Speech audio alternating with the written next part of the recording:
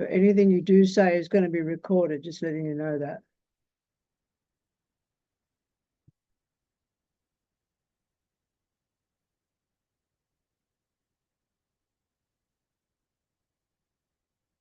I love what you do with the glasses, Tanya. Just Eleanor said she's mouth visual thing. getting off. You're frozen.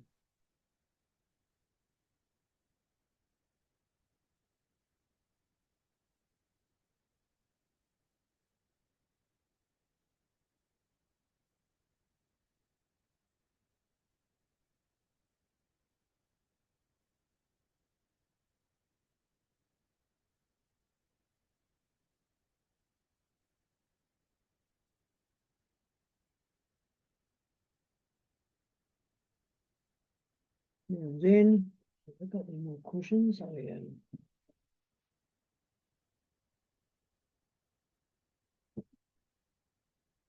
I don't even know if I can still be seen because I'm okay, cool. I had to put another cushion on my chair because the chairs are really old and the bottom's coming out of them and the horsehair, so my bum just sort of hangs out between the middle of them. It's like being on a commode.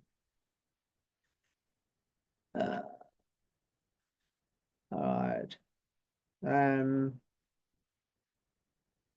Zoom's gone and updated itself, which really sort of shits me when that happens. Oh, there, I found it.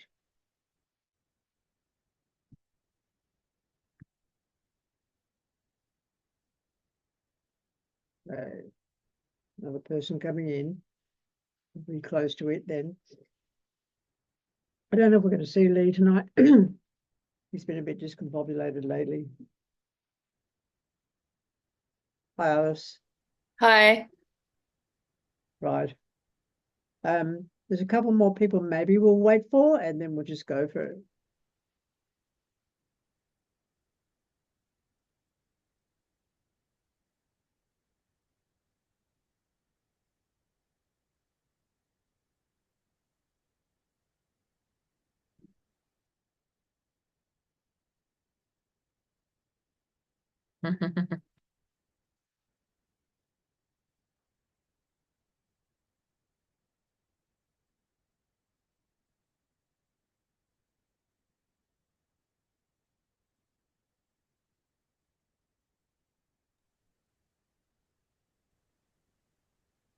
We got everybody so far.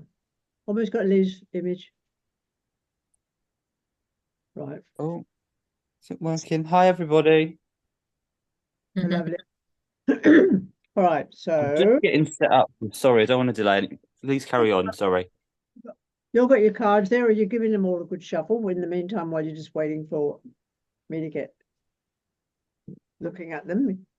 And you're taking notes of what you get information wise. Because I'm hazarding a guess, just from having had a conversation with one of you last night, I'm hazarding a guess that this is exposing itself over a 3 months period of time, because I think that a month is too soon for these prophecies to start unfolding, really. Too bit much, but if we just keep building them up, that's all right. We end up with a cachet of events that are significant. We get further in.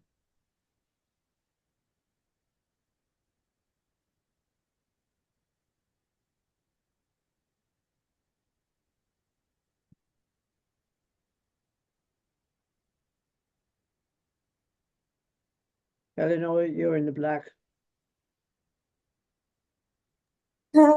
Yeah, that's because I live in the dark. I am here. I'll turn a candle on in a bit. You turn the light on. I'm not going to be able to see your cards if you're sitting in the dark. No, I'm just getting myself set up. It's all right. You're naked and you're looking terrible, aren't you, Eleanor? No, that'd be nice. You haven't shaved your pubes for weeks. Oh, I was pretty good. I shaved them about a month ago, so that's okay. No, I'm just setting myself up beside the fire. I had to kick the guys out so I could have the space to be here. But you'll see him in a minute.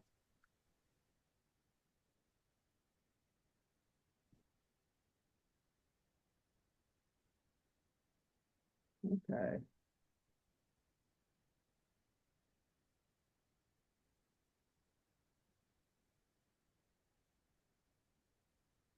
Well, there was a flash of life there. Oh, while you're getting set up, we're just going to get going with anybody else. Who wants to come in first? I'm just trying to set this all up to the side rather than in the front. Let's get this video view thing happening.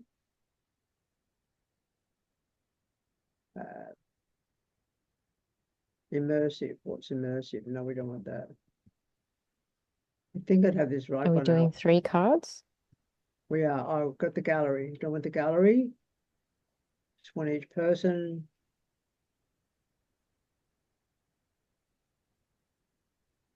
Okay. Speaker. Oh, okay. So this is working. I can see you. Mhm. Hang on. Are we upside down? Upside down.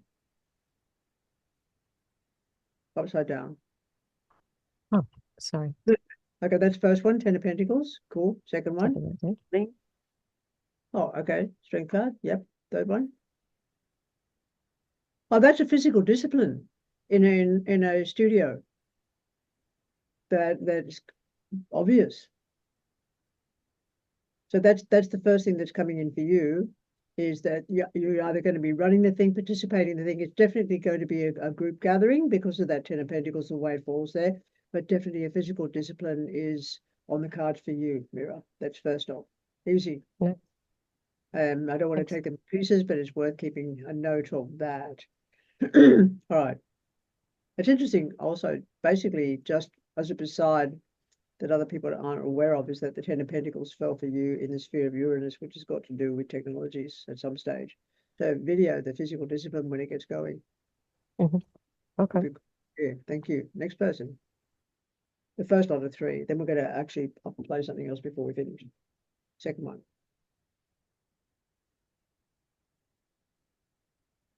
Alice, you're not on mute, so you might as well show me your 3 cards. Okay. Okay, that's interesting. I think I should pin these, shouldn't I? It's been a bit of a shit. Mira, can you please tell me your cards? Okay, so Mira, can you please hang on a second there, Alice, while Mira shows the cards again? No, Alice, pop them down. I'm just gonna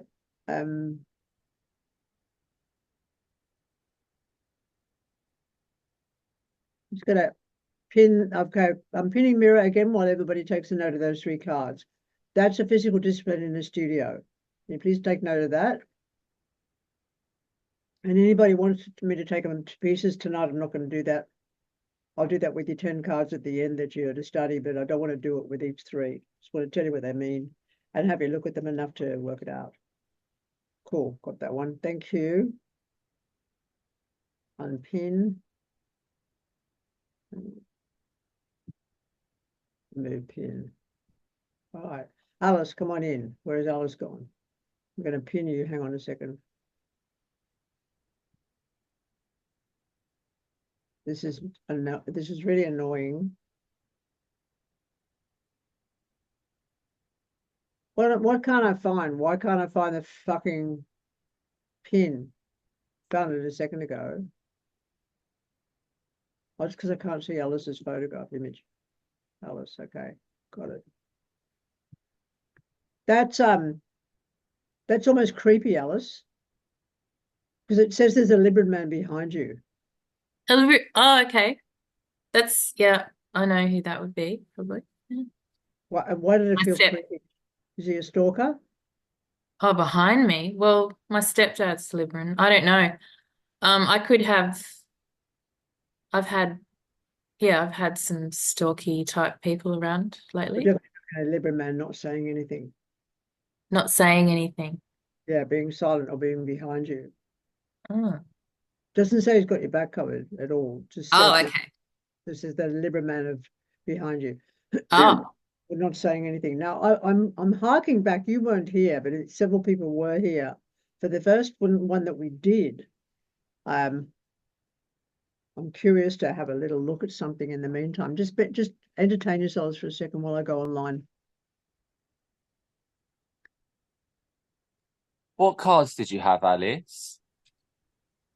Two of Swords, the Justice, and the King of Swords.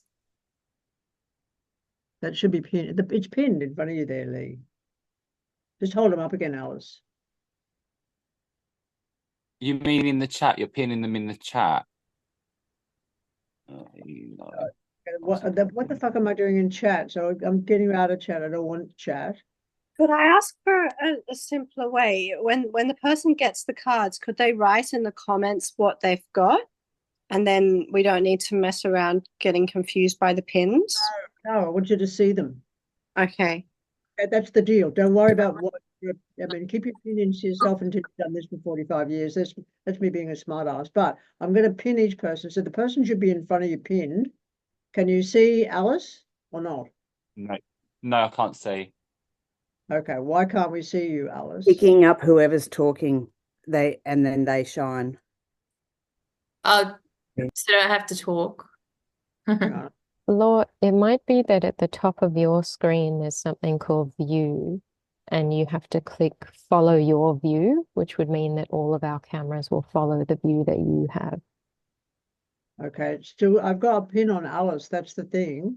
But that might only pin it from your side. Whereas if you get it to follow, all of us to follow your view because you're the host, then we'll see what you can see. All So right, top right corner, there's a grid that says view. yeah, I'm in there. I've got follow host video order. Yeah, follow host video order. I can see you. And I don't want to see myself view. And so I've got the speaker at this stage in time is ticked. I'll untick that. So that Now you should, if you try doing the pin and Alice, it should work. We've got it as follow host view.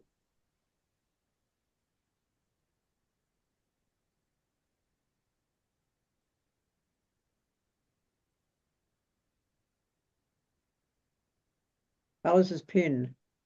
So is nobody seeing Alice? No. That's fuck you, Zoom. Alice, talk. Oh, well, maybe it was the guy that came and had a look. He was going to rent a room here. It could be him, Libra. We don't do court. You wait until you know. Okay. You're definitely going to know who it is. What tarot doesn't do is speculate, Alice. Absolutely not. So even though I'll talk in the present tense, it's not in the present tense. This is yet to come. And so and the fact that I was spooked about it means that you should be bothered by him. Okay. Move the pin. Okay. So where is, in your views, everybody, where is Alice showing up? Up in the corner? When she talks, I see her. When you talk, I see you, which is good. Okay, that's sort of what I'm after. And when I pin the person who's talking, I expect them to stay on, like you're in my view now, Tan. So because you're in my view now, you might as well chuck your 3 cards up. And Alice, can you mute yourself, please, darling? Okay. 1, this way. Yep, sun card. 2. Yep. Ooh, 3. Okay, that's it's almost funny. That's get the fuck out and take your arguments with you. Okay. Who? I think you'll be talking to, of course, with the sun card, it could come across as kids, but saying get the fuck out and take your argument with you. That's what that's saying. So there's arguments that seem to be absolutely consistent, and then the people doing the arguing are going to just leave. Okay. Cool. That's it. Next one. Thanks, darling. Mute yourself.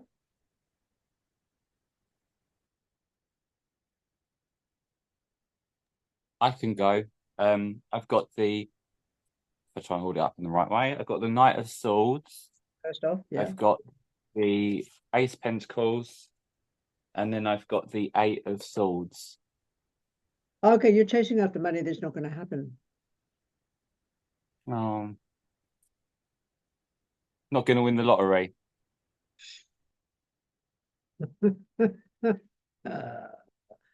Move. There's definite hold on fast money. I'd get that kind of thing with the gambler, so that they'd be preventing from getting their money. There's a prevention. There's money. You're going to get the shit. If it's you, then you're going to get. Can you keep the cards up, Lee, so we can see them? Sorry, Law. Yeah, go on. Thanks. Sorry. Yeah. Have you got a motorbike, Lee? No, I don't. Yeah, I don't drive at all. You don't bike anything? No. Okay. I can, like, there are a few, I mean, No, there are listen. a few things that could relate to, No, in terms of, no speculating. No speculating. Yeah, it was we'll very find out. like the fast money. If it's for you, if the prophecy's for you, it says you're chasing fast money or a quick buck, and it's just not going to happen. Okay, which We'll is find out. We'll find out. no, it's destiny. Not a matter of finding out. Next person. You're all becoming hilarious people. Next one. I have. Okay, Hold on. Can you see me? sort of, yeah. See if I can pin that. I can't pin them. Nothing's working tonight. Which was the first one out? The Two of Pentacles. Yeah. Yeah. Two of Pentacles, Queen of Wait. Wands, and then the Devil. Just hold them up. Hang on.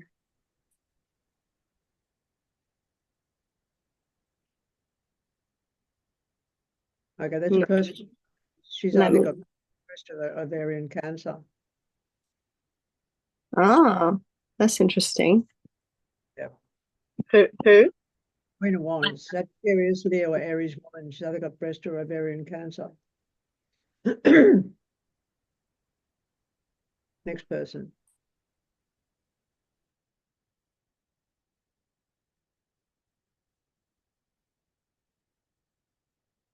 Amalia. Okay.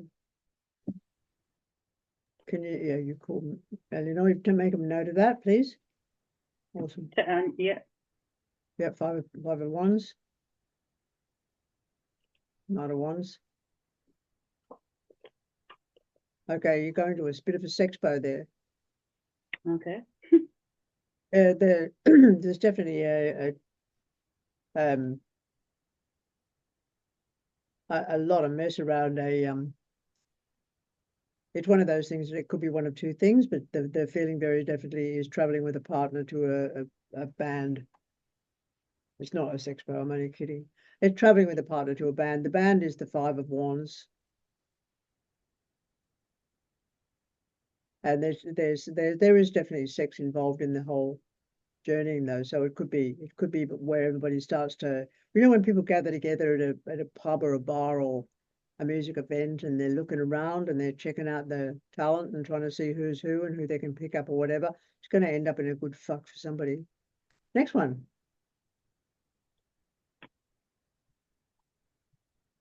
They're short and snappy tonight.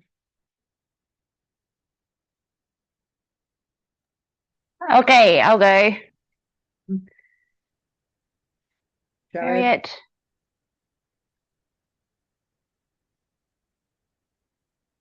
all right, that's interesting. See the chariot card, and you've got the Seven of Cups and the Six of Swords with that. You can hold them up. You can just keep holding them up. That's pretty much talking about a travel overseas that's foolish. That's not going to happen. It looks like it's a really good deal and doesn't happen. The reason for going doesn't happen. The trip happens, but the reason for going is not going to be worthwhile. So yeah, that's unfortunate. Gee, they're really quick and snappy tonight, aren't they? Okay, well, Thank we'll go. you. Haven't we done yet? We'll go around again if that's the case. Carmen. Yes. Okay. So Oh, hang on. Let me That's what your background gets in the way.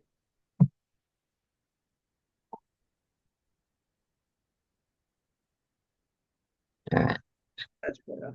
better. Then across to your right. Temperance. We don't need your face. Put that across to your right. Put the next card beside it. Other side. You got That to way. pick them. No, it's the other way. Oh. You got to pick the first one, then the second one goes to the The first your one. First one, second. left of that. No, the other way. And then the next one goes to your left of the. And then that one. Okay, that's pretty sad, isn't it? And those three cards are talking about the fine balance that's necessary between love and grief. So it's it's actually, they're all very short tonight. So I don't know what that's all about, which is really interesting because usually there's a repetition happening right across the stage and it's not occurring tonight. There's all very separate, short, snappy statements. But that's almost, Carmen, it's almost because of the actual layout, it's almost like you win some, you lose some in equal proportion, because that temperance card is like if we take the temperance card, temperance card can mean a lot of things, but when it's falling with those cups like that, it's the definite 3 up, 3 down. You hold them up, just keep them up there. I want you to look at the pattern, because this is probably tonight so far, it seems to me the most obvious one. So you see the middle card? Mhm. And you see the one to the visual right of that, which is the 5 of cups. So you've got the 3 up, 3 down. See that? That's this whole com si com sa business. And the temperance card is how you balance your life out around this, the fact that you get as much shit as you get good meat kind of thing. And it's also the fact when you get a group of people together that, and they've it can be very clannish, very cliquey. So the 3 of cups is a group of people who are coming together with like mind. It can be reunion. They're all gathering together, and they're all gathering together, and it all ends in grief. And I get a really strange hit that that's going to apply to everybody here. There you go. Okay, put them down and start again. Give your card to I read. saw, can I chip in? I saw something different when I looked at those 3 cards. I know it's not about me, but can I say what I saw when I looked at that? You don't have to ask permission. This is not school. Yeah. Oh, yeah. Still asking you for permission. Oh, God. Oh, fuck me. I know, but I am getting rid of that. That just looked to me like, because there's cups. So we had the temperance 2 cups, and then we had all these people cheering with their cups. Then we had it looks like a house party to me, No, where like there's just crap all No. over the floor afterwards. no, No? there's no party in those 3 cards at all. Not in the 3 of cups. Be very fucking careful. You don't look at anything to do with your own life or anything to do with your groups or subgroups in connection with any of this whatsoever. That really didn't have anything to do with house party. There was no party in there whatsoever. Closest you could come to anything to do with group activity to do with the temperance cup would be medicine. Mm-hmm. The fact that it's not falling into art and alchemy, which it could just as easily do, has nothing to do with the temperance card having anything to do with cups. It's not cups.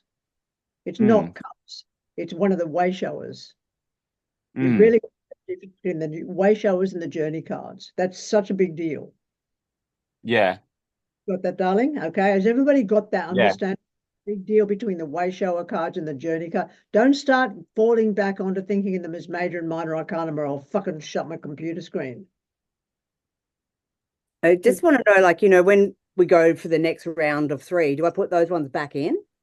Absolutely, and then you've got to shuffle the fucker. If in between, Jackie just came in, so you got 3 more to come in. Jackie, I hope you got your cards ready, darling, because we've all gone through once. Jackie, iPhone. In the That was a meantime, really good reminder, though, about the way shower cards. Like, yeah, that was a good reminder that, my darling, please remember that is a really big deal, okay? yeah, Go back on any sort of fucking tradition here because it's not going to be in your books and there's not going to be yeah, nothing about houses, nothing about parties in those 3 cards and nothing. there's So a way thanks shower at the, yeah. for giving your opinion, but your opinion is wrong. That's fine. That's fine. That's fine. It's good. This is all Actually, part of the learning, isn't it? That's fine. very cool that we can do wrong things or inappropriate things on this forum, in this Yeah. sort of, insofar as that way we can not going to do it when you're dealing with the public. Jackie, where the fuck are you, darling? In the meantime, does everybody know how to do an opening and closing map, like with your 5 cards? Can you do them in the meantime while Jackie's just laying out her cards? Yes. Yeah, I'm here. Should we close? I've got King of Wands. Yep. And then I've got the High Priestess. Don't hold them up separately. Put all 3 up beside each other, darling, please. Okay. There. That one. Fuck, I don't know which one was first now. What did I say? Start The High again. Priestess, King don't of know what- Wands, the High Priestess, and the World.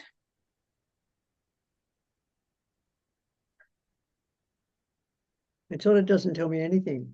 I think you've got to start Oh, again. You got to just come okay. in. Yeah. It actually, you think there's no event in there. Give them all Tap these babies. get a good shuffle in there, or Yeah. do Get some close. power. I think you need to Okay, be make sure you everybody. tell me something freaking good. Okay, one. Can you mute yourself, First please? one. Jackie, mute yourself. No, Yeah, okay. no, just do the So opening. No, put them away, Jackie, please.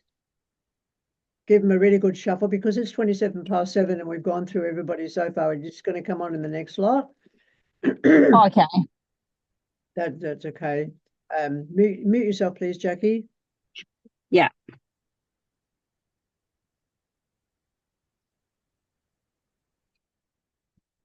Okay, so you're doing the opening and closing, yeah? Like you're invoking and banishing fucking pentagram thing. I want those cards shuffled a lot more than they actually already are. If that's cool.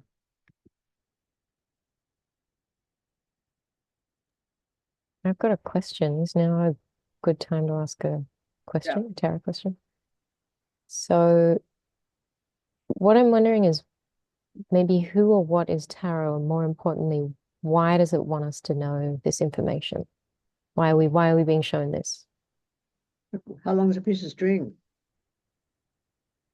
We look and we get it. There's no why. I mean, I appreciate that question, but there's no what. Doesn't have to be a logic to it.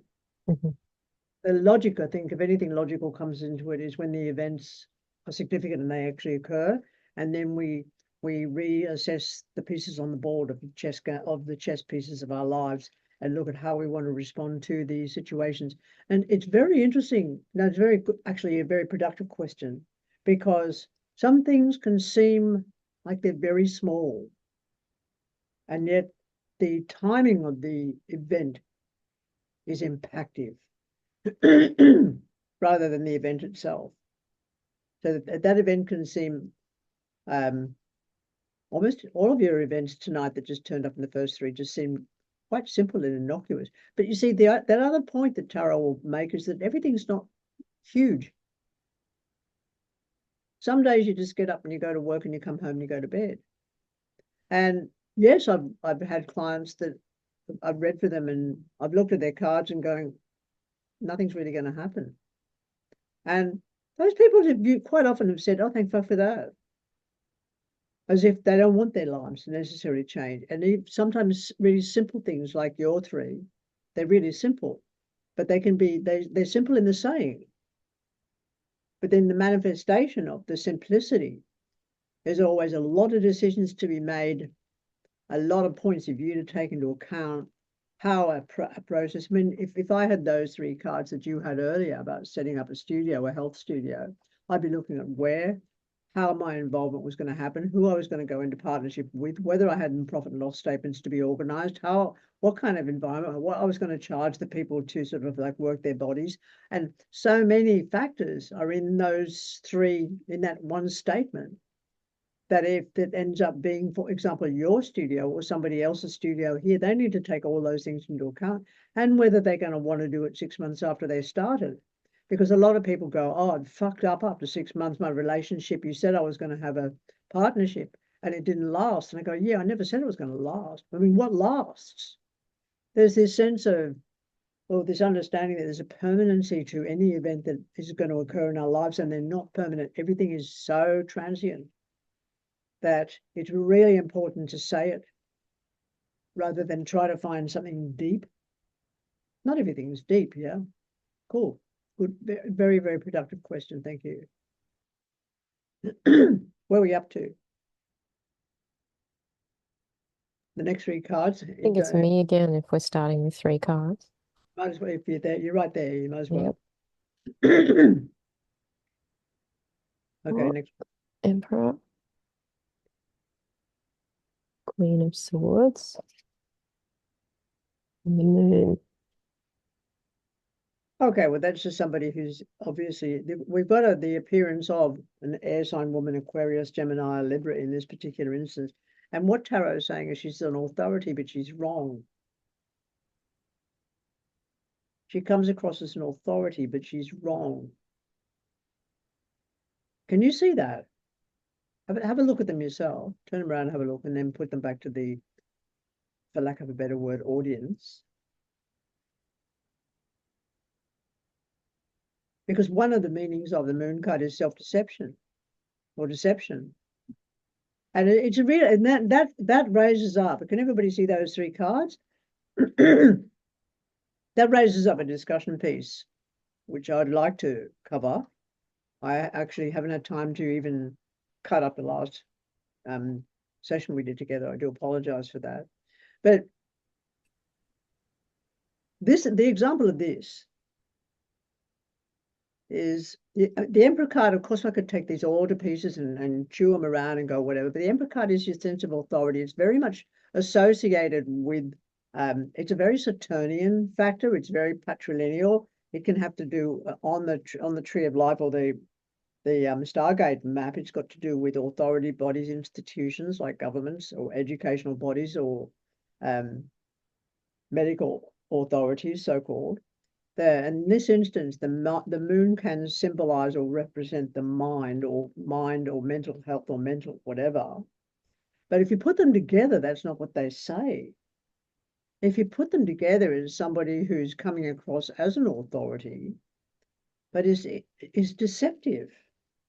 Now, whether that's self-deception and somebody who presumes that they've, for example, done archaeology at the university, and all of a sudden they get to go to Egypt and they dig up somebody's grave and they find the mummy that's been put there, and they take everything out of the grave and they go, we discovered this new mummy in the Valley of the Kings. No, they didn't. They just desecrated a grave and they just stole the material that was in there.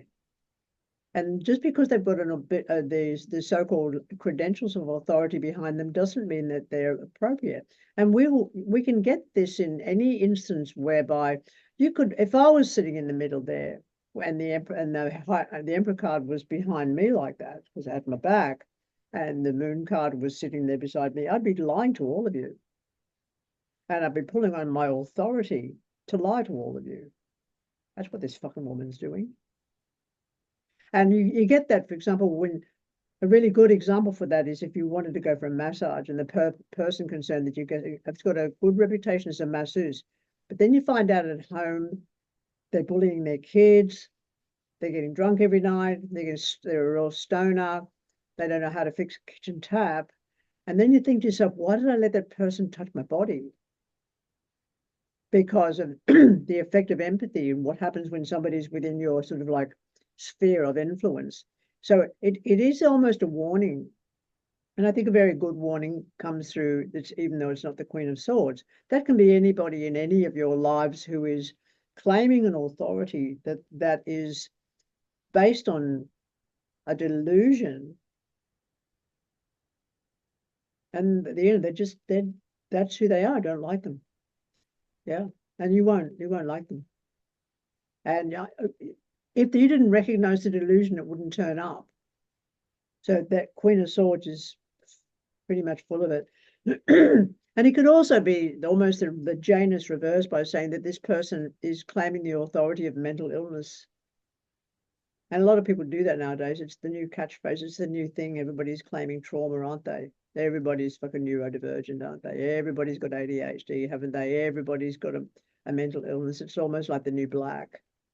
And if a person's dealing with that just the other day, I had an online client in England, and she had the moon card, she had the devil card. In the first map, moon card, the devil card. There was an 8 of Pentacles. Am I getting through yet?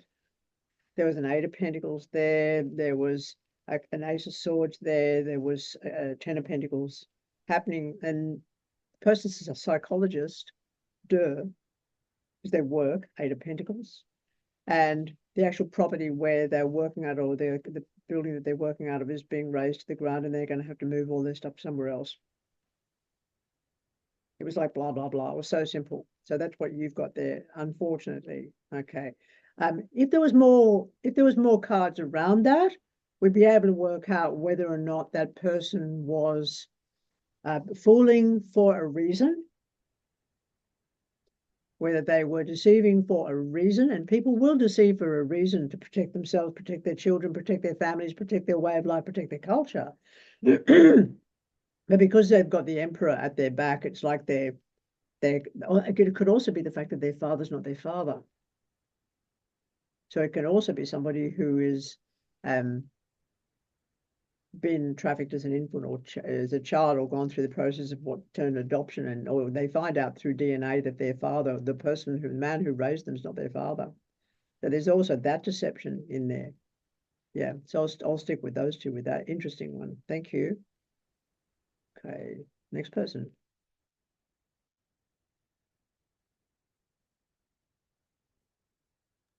Okay. Yep, thank you. First one. Upside down. Yep. Next one. Oh, that's interesting. Okay, those two women are in cahoots. So we just saw an air sign woman. We also just saw a fire sign woman a while back. They get their money, don't they? So what have we got on our hands? What are we looking at? I mean, if we start to unfold all this and start to pull the weavings apart. Who had the fire sign woman earlier? Just show me a show of hands.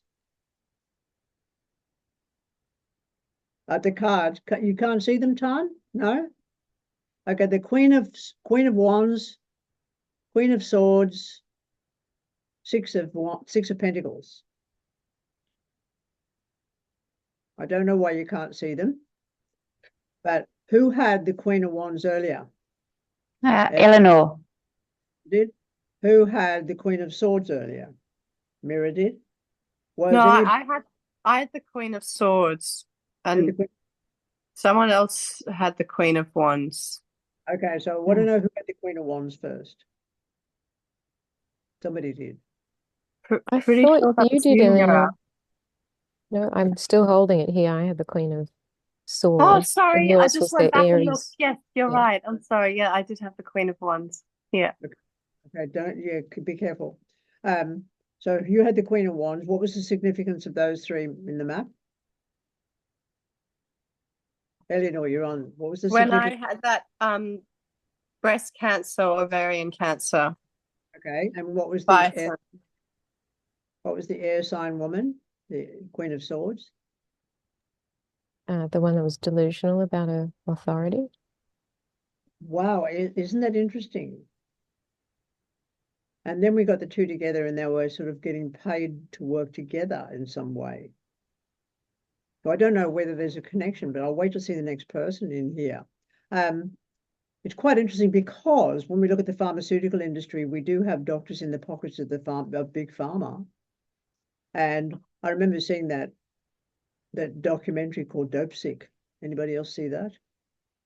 It was on OxyContin, and the lies that took place in association with OxyContin over a lengthy period of time, and the number of people that got hooked on it because they were told that it only had a 1% chance of being an addictive thing. Well, of course, it was 100% addictive. And all the mediators were going between doctors and really pushing and selling this product to all the medical doctors and for pain relief. And so many people got hooked that it became a really big deal, and police officers got involved and the law got involved. And over a period of time, it was found out that the pharmaceutical industry that was promoting this drug as being the newest thing were actually killing people in vast swathes and addicting people in vast swathes. So there was a form of collaboration between the money people, the people who, and in the medical industry, of course, we could have a similar thing. And then there was the 3 of Cups and the 5 of Cups. So there was that gathering of like-minded people, and then there was the sadness and grief that followed. And Temperance card, of course, can be associated again with medicine. So I think that there's and then there was the King of Swords with somebody who was behind them. That I think there's a pattern showing tonight. It's just not as obvious as it has been in other gatherings. I don't think it's I wonder if who's got to do with here. I guess we should find out. Okay, next person. Let's see if any of this follows through. Oh, Okay, you've got to talk for you to turn up. so I've got Knight of Swords, 10 of Cups, and Knight of Wands. Yeah, we can see them. It's okay. We don't want to. Great. We don't really talk about them. What that is, it's constant movement to and from home. Leaving and coming back, leaving and coming back, leaving and coming back. There is a can you leave them up, please? Yeah.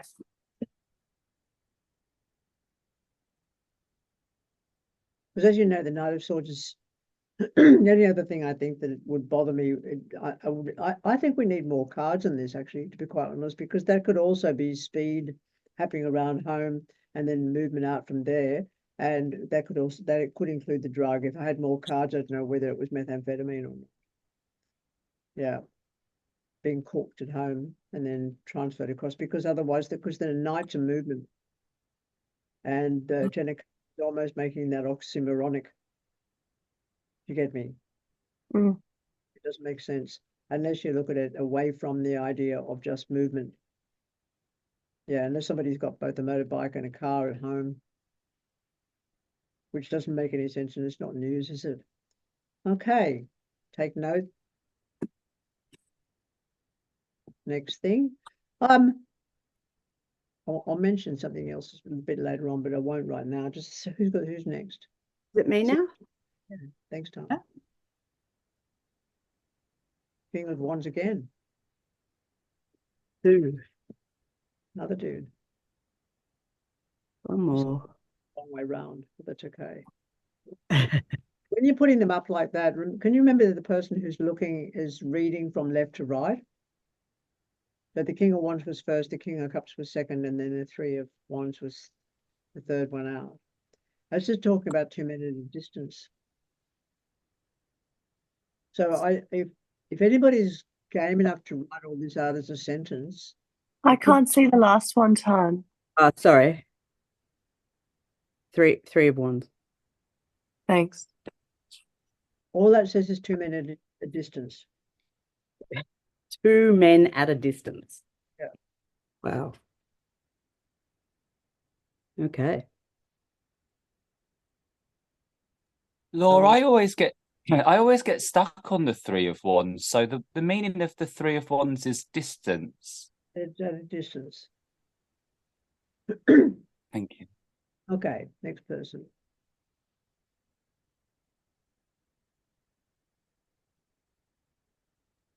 I'll go. So I've got no. Let me make sure I've got them in the right eye line. Go. Quite interesting.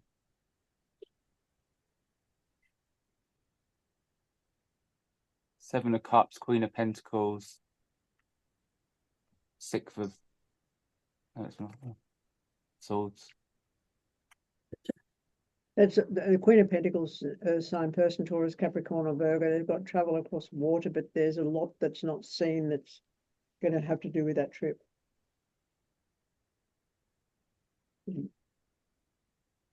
It's not giving any more information. I mean, it's not giving any more information about who she is. Mm.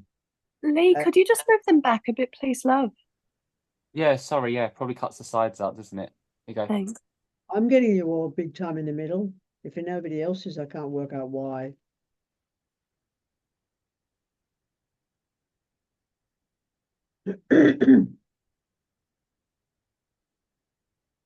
These are the ones I've got. They're really short, sharp sentences tonight. It's Mm. okay. Next person.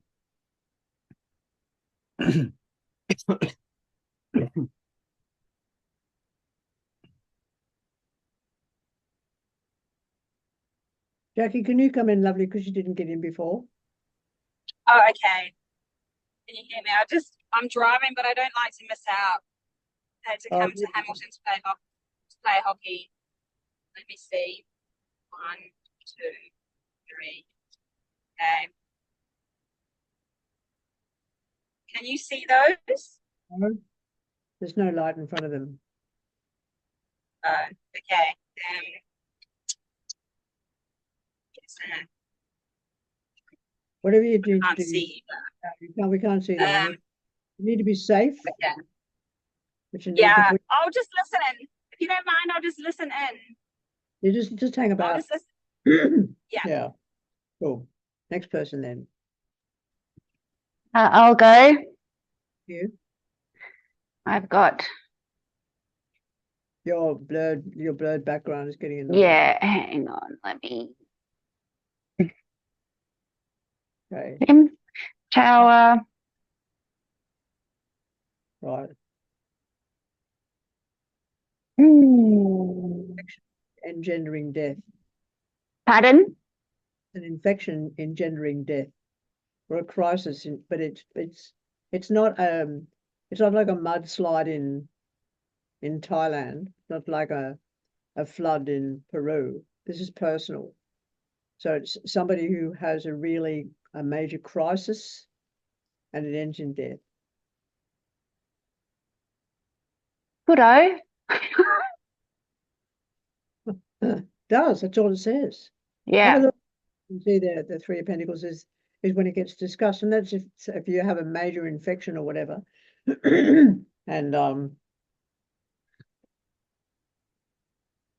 it could be a discussion regarding the nature of that death. I mean, 'cause okay. it's not pleasant at all. It's not like a nice cruise with an Nembutal into the green dream.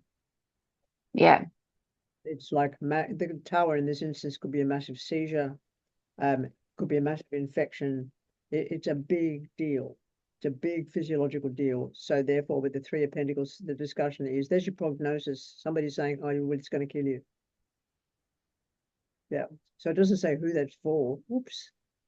Trust you wild like that, Victor. But please take a note of that, people, because it's a big one. The first big one we've had tonight.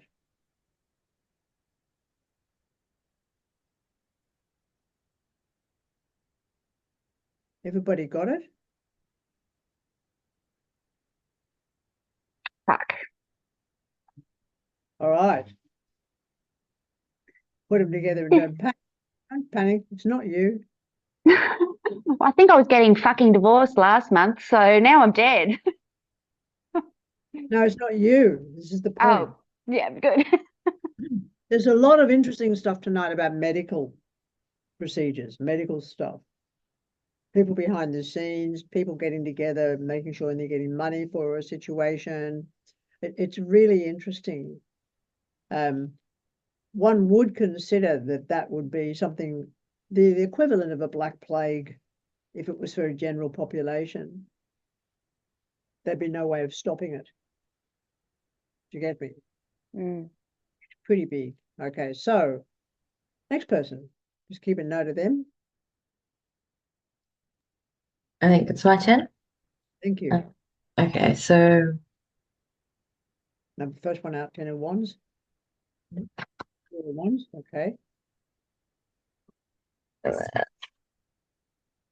Oh, that's gorgeous, isn't it? That's somebody who is moving to a city of absolute. What's the city of love? Could be Paris, Buenos Aires. The city of love. What's the city of love in the world? Well, there's so many of them, aren't there? Venice is one. There's not that many places come to mind, but that's a person moving to a city of love.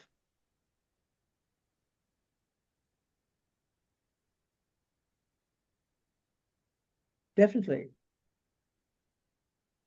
Can you see that?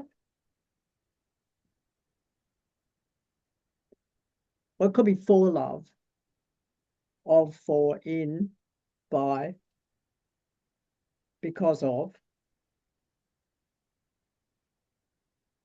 And there's nothing else.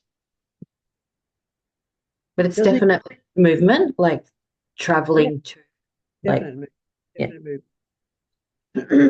Definite movement with the 10 of wands. It's always that.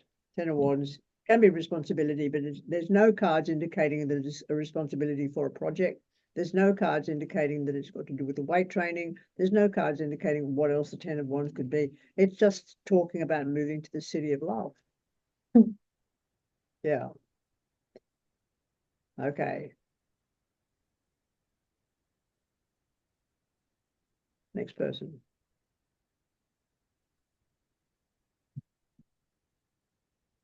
Who haven't we done? Jackie's just driving. Does I anybody? think that's everyone. So, because it's sort of sharp and sweet, I can get my cards and I can give you 10 other ones, and I can also give you a map that we can maybe look at this map by. Hang on, Law. I don't think we did Alice. Did we? It's up to Alice to tell me, darling. Oh yeah, I got 3. Yep. So There's the Queen of Wands again. She's making a fucking mess. it's 5 of Wands. There they are, darling. Put them up. That Queen of Wands is making a real mess in the studio, in the rented place. The place is a mess. Yes. Yes. Sound like that relates to you, Alice. Absolutely. What's your star sign? I'm a Leo. Could be you. Yeah. Chaos. All right. So we don't know whether entities are personal or impersonal or who they've got to do with. But any Queen of Wands need to be very careful. Anybody knowing a Queen of Swords needs to be very careful. You're right with the star sign. I think we're going to cover a couple of other things tonight to add to this. You know all your star signs, everybody. Is everybody cool on your star signs? We're looking at Western astrology. We're not looking at Chinese astrology or any other form of astrology. And there's many different forms. There's Ayurvedic astrology, there's Chinese astrology, and there's so-called Western astrology. So fortunately and unfortunately, and you can choose whichever way you want to go with that, but your wands are indicating fire or fire signs, which can be fixed signs. You're going to work out which are fixed signs, what are mutable signs, and what are fixed or mutable. Work that out with the star signs, because know what an Aries qualities are, what the qualities of an Aries would be if a person had an Aries and an Aries ascendant and an Aries moon. You can spend a bit of time in the month having a look at the qualities of what happens if you get a certain star, if you get a planetary association, for example, in we all Faye here with astrology, or is it not? So yeah, I'll mention the fact that astrology, numerology, Kabbalah, and tarot are all mixed in together. And they're all interchangeable. They all interact together, particularly through Kabbalah. And knowing your star signs also means knowing your planetary associations. And in this instance, this way of learning tarot anyway, it does mean other people have got different ways of learning tarot, of course. But know all your star signs, your earth signs, your water signs, your fire signs, and your air signs. And I think through practice, you find out which ones that have certain qualities or certain traits. And for example, Aquarian men could be very difficult people to be around. And that would be because, despite everything else, they've got two ruling, so for lack of a better word, two ruling planets, one of which is Saturn and the other is Uranus. Really tricky because Uranus has such a really wide ellipse so that the person concerned who's got a Uranus representing them is going to come in for about 3 days and be very lovely and very fantastic, and then they're gone for a week or 2 weeks and you go, what the fuck just happened? I see it in relationships all the time and have done over many years, so it's one that's very, very obvious. Leos are door slammers, and there's some qualities that definitely go together with certain star signs. Librans dwell on the past too much. Virgos are super fucking analytical. You don't talk to Virgos without making it 25 words or less. Pisces people I call grommels, and yet they're brilliant with IT. Sagittarians wear the Fruit Loop of the zodiac, and we swear a lot. We can be Capricorns, very, very stoic. The men always look around at other women in heterosexual relationships. I'm not too sure what they like in LGBTQI relationships, but in heterosexual relationships, the Capricorn men always look at other women beside the woman that they're with. It doesn't mean they are intimate with them, but they like to look. So it's going through each of your star signs and recognizing the qualities that you can only know through, I think I'll sort of like get myself in the picture there somewhere because I've got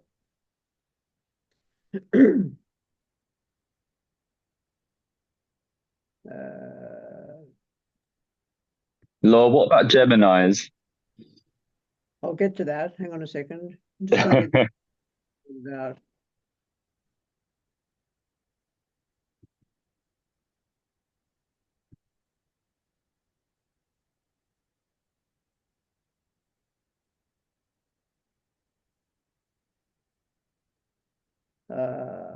speaker. Okay. So I'm the speaker, but I'm not showing up. I might need Mira's attention here. Yep. What are you after? You might have hide self view clicked. No, I'm going to be in the picture when I'm talking to you guys, and it's not sort of working. I'm not seeing it. So in the view, have you got self view, hit the hide self view clicked? No, I've got that. It's actually unclicked. Hmm. Show self view, but it's showing me up the top somewhere. And you can see yourself now. You can't see yourself. I'll pin it for the moment anyway. So there you go. So Geminis, you can ask about any star sign. I'll give you what I know. Geminis, for example, they very tricky people. They can be very two-faced. They can play one person against the other. These are problematic aspects. Quite often, I mean, over a lifetime, I've noticed that Gemini have got double lifelines. The palmistry also fits in here. Are you a Gemini, Lee? Yeah, but weirdly, I'm a Gemini and I'm on the cusp of Cancer, and I have a lot of traits of both, and I sort of flip between both of them. Don't care. Yeah, have you got a double lifeline? In a way, I have, yeah. Like just towards the end, actually. So they're double. But you know what? I don't know. In palmistry, I'm not sure which hand you should be looking at, and maybe it's the less dominant hand. It's either one. Geminis have got double lifelines 9 times out of 10, or else their dominant aspects are not Gemini. There's something else in there. Leos, Virgos, Cancerians. Cancerians are pretty cool. Cancerians are very much about home and family. They can be a lot of Cancerians, except weirdly enough, I'm just going to go there because of, I suppose I can. Donald Trump's a Cancer. So what does that say? I just looked him up earlier because I was wondering who that King of Swords was, but it's not him because he's a Cancerian. So yeah, any other star signs we need to look at? You got your planetary associations, and the problem with the planetary associations that I have, and I've had this discussion with a couple of colleagues fairly recently, is the fact that the planetary associations are all Latin based, and therefore they seem to be really stuck or fixed in people's consciousness to do. For example, if I bring up the idea of Venus, people for some reason want to gender these planetary associations, and they'll put the idea of Venus being female, and they'll put the idea of Mars being male, and it's just absolutely atrocious that we should be stuck with all that. So it's really a matter of non-gendering the planetary associations and recognizing the fact that they're planets. It is unfortunate, and we did have a bit of a go a few months ago about renaming the planets, didn't we? Was that this group or was that Witchcraft 500? Could have been Witchcraft 500. About renaming the planets because we were getting the shits with them all being so gendered. And when you get into Kabbalah and you're doing the Stargate map, you're going to realize that doesn't work. It doesn't work that way at all. They're not necessarily falling into the predictable paradigms. Worth a good discussion astrologically, but with tarot, let us play around with a Stargate map. Laura, Lord, can I just ask, do countries have like planetary associations? You got to recognize them by the cards that come out.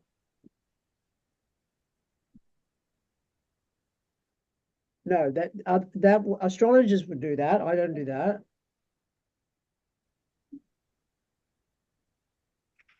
Yeah. Laura, I've got from what I can see online, Trump is a Gemini, and which is an air sign, and yeah, I know he's a Leo rising because there's a lot of Leo activity, Leo in the Taurus, you're in a square, but Biden is a Scorpio, so that would actually count for That's interesting, isn't it? He's a Gemini, is he? yeah, 14th of June.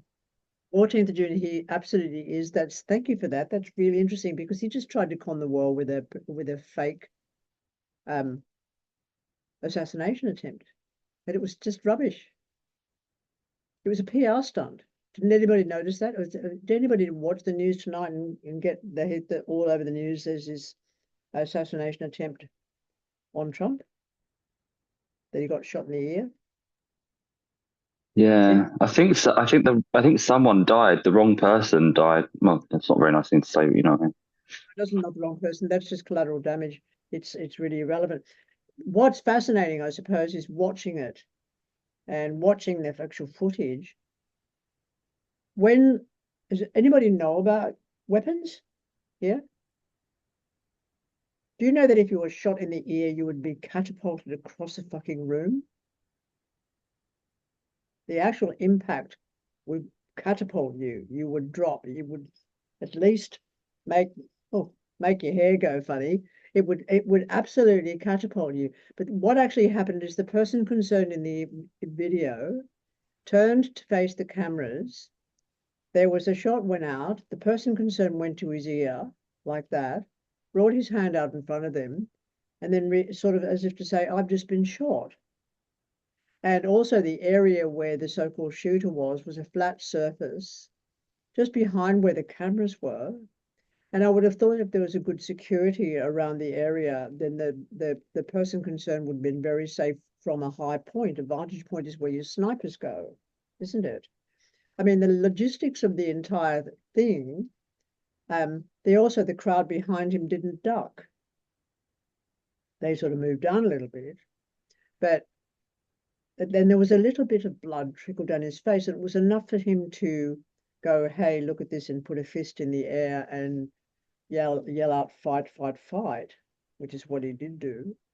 But anybody who knows about weapons knows that if you're struck by a bullet, you don't just go like that and go, oh, I'm bleeding. Anyway, so there may be very brief discussions about this tonight through your cards. And I thought I'd mention it because could be tarot going quite quickly through everything, because it's just going to annoy everybody over the next few weeks, isn't it? Coming up to everybody's talking about what's happening in America in difference to what's happening in other countries. Takes center stage. It's a very, very good political ploy. It's a big piece of drama. And do we know whether it was valid or not? Does it make any difference? Yes, I think it does to people like us. It's just watching the body language. I've watched an interesting documentary on housemates, worst housemates ever. And one man who'd ended up burying his housemate, he gave himself away because he ended up in a library and looking up Google Earth for where the tree was, where they'd found the body. But fairly recently, I also watched a CIA agent, and she talked about what happened when a man had been let off for having murdered his wife and 3 children in America. And she brought up 3 very interesting factors to do with body language. One was what's called eye shielding. The second one was the lift of one shoulder. And the third one was people who pinch their lips together to stop themselves saying what they want to say or what they might say. And in this video to do with the terrible housemates and the murders concern, when the man was being interviewed by the police who ended up being charged with the murder of the housemate, he did the one shoulder lift. Very interesting to see it actually happening away from the documentary. So watch that one. So it's going to be an interesting party, I think, over the next couple of weeks to do with this drama, because it's a total fucking setup. Anyway, we will go on to now, if you wouldn't mind, using your card, which means that you could end up, you may have to take, I don't know how you're going to do this or how we're going to work this. I want to be able to look at a Stargate map for each of you. I want you to do that. Can you do that? Or are we going to be able to look down at your tables? Yeah, we can do that. I haven't done it before, so I just want to ask. But yeah, sorry, tell us what you want from us. Do you know the Stargate map, everybody? No. While you're here with me, have you got access to an online computer? Because I put all the maps up again today on my website. Law, I have the advanced tarot book here. I could hold my phone over the relevant page if that's helpful. Yeah. I think I might. I've also got your least favourite book here as well, Laura, and I can hold it up to this. Oh, Don't hate me. what book is that? Oh, it's not my least favorite book. It's just that it's got the ritual stuff in it from Wicca. That all the other bits of information are really important, like Malengro and all that's really significant in there. None of that's changed. So it's not my least favorite book. My least favorite book is the first 2 that I got published back in 1987. Yeah, that's it. That's it. Amalia. That's the one. Stargate. Oh, good one. Yeah. And that's Lord, just a question with this. I don't want you doing that one because, Victoria, that's the whole Kabbalistic tree, which we don't want to look at. So I've got the wrong one. Sorry. Yeah. Oh, so the Stargate map is or is not the Kabbalistic tree? Now I'm confused. It looks like it, but I don't want all the accessories, the accoutrements with it. Okay, and do we do in order, like from Keter to Malkut, or It's always Malkut. I mean, can you go onto my website? no? Where is it on the website? I'll grab the link. Tarot page. Oh, There's thank One you. sec. I think a Tarot link. page. There's a link to it just on the tarot page within the first couple of Oh, yep, lines. tarot maps. I got it. You'll have a link to the tarot maps. Yep. Okay, I'll put it in the chat. Oh, Cool. thank you, Mia. Yep. That's cool. There you go. That's awesome. Okay, and oh yeah, well that'll answer all my questions. Okay, I'll just mute myself again. Thank you. Just so you can see whatever comes out in a larger perspective, and then we can talk planetary associations. You still haven't learned all the cards. Just while you're doing all that and getting sorted out, because Mira's got that up on the chat. I'll get my cards, my play cards.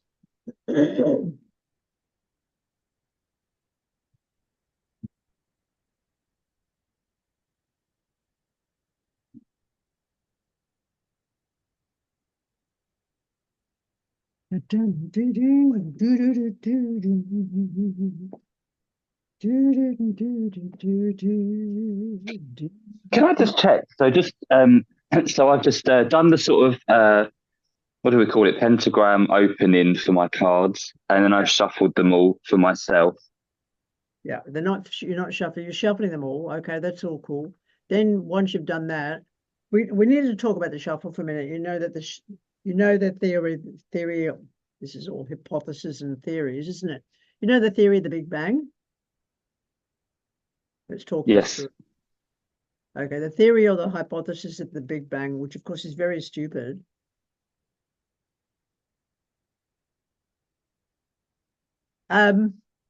Why is for a different night altogether as to why I come up with these opinions and not throwaway lines, by the way.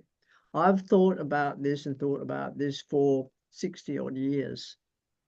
And I've looked at the science as long as I possibly could, as I've long past the constructs of occult and metaphysicians and orders of golden dawns and this order and that order and whatever else, long since left that behind. The curiosity is taking me well and truly down the roads of quantum physics, knowledge of genetics, knowledge of epigenetics, the understanding of the idea of now, the idea of time, linear time, what it is and what it isn't.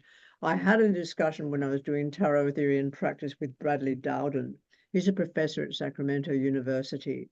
And he said there's no such thing as time, and it's really important. This was when I was doing tarot theory in practice. And I wanted to have a discussion with somebody who wasn't trapped in the way we're taught to think, particularly when it comes down to tarot. I didn't want to mislead anybody. And so I was talking to him back and forwards across emails for several weeks as I was doing the research into what time is and what time isn't.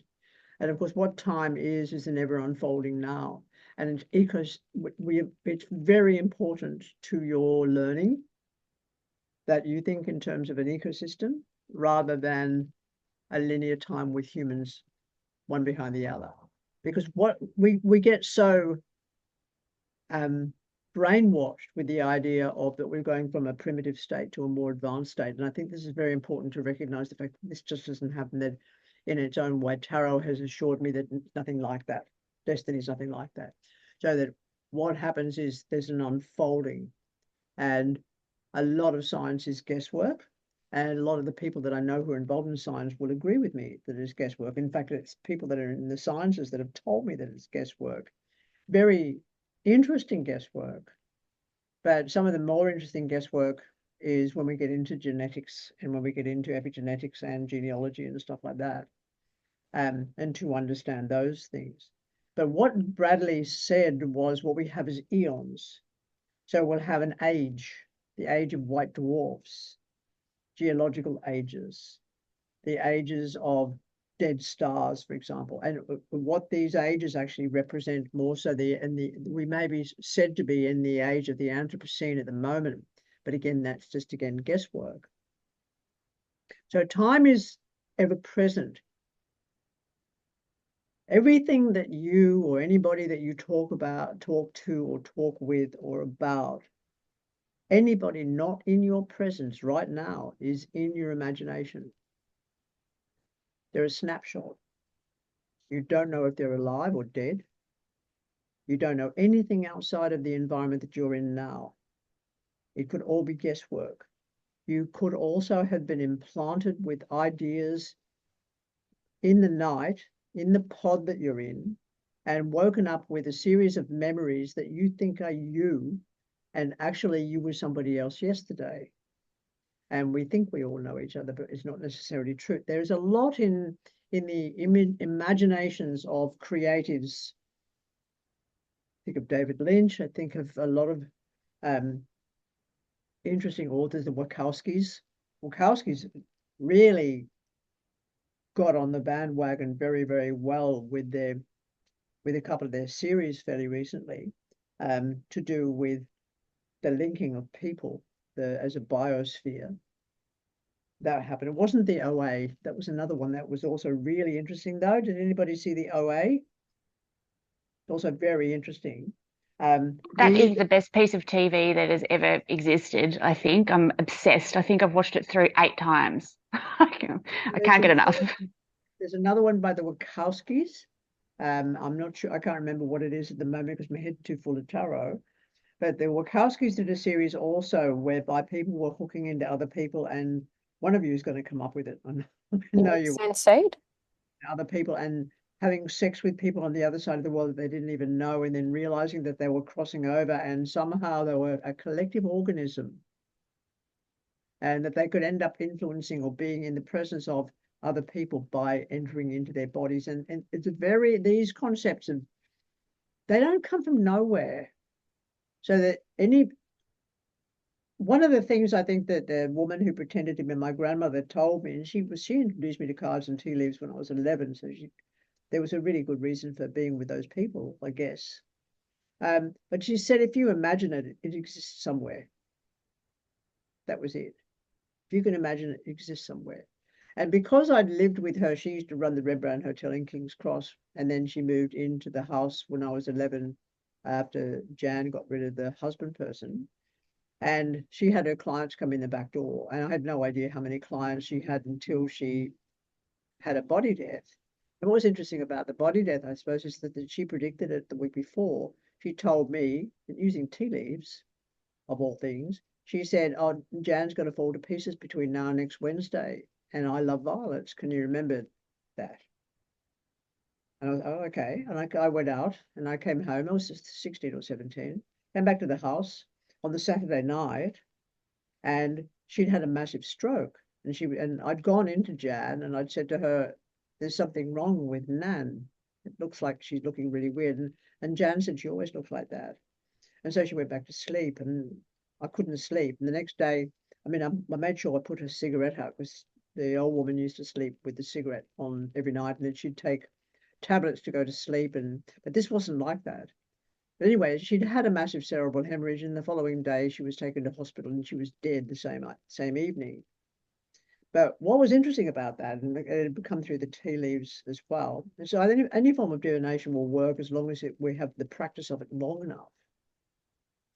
You would say that, or maybe that's why she fell to pieces, but that wasn't why Jan fell to pieces. She fell to pieces because the grandmother person had not told her that she donated her body to science. So when Jan went to pick up the body to get it ready for the service of the ceremony, there was no body.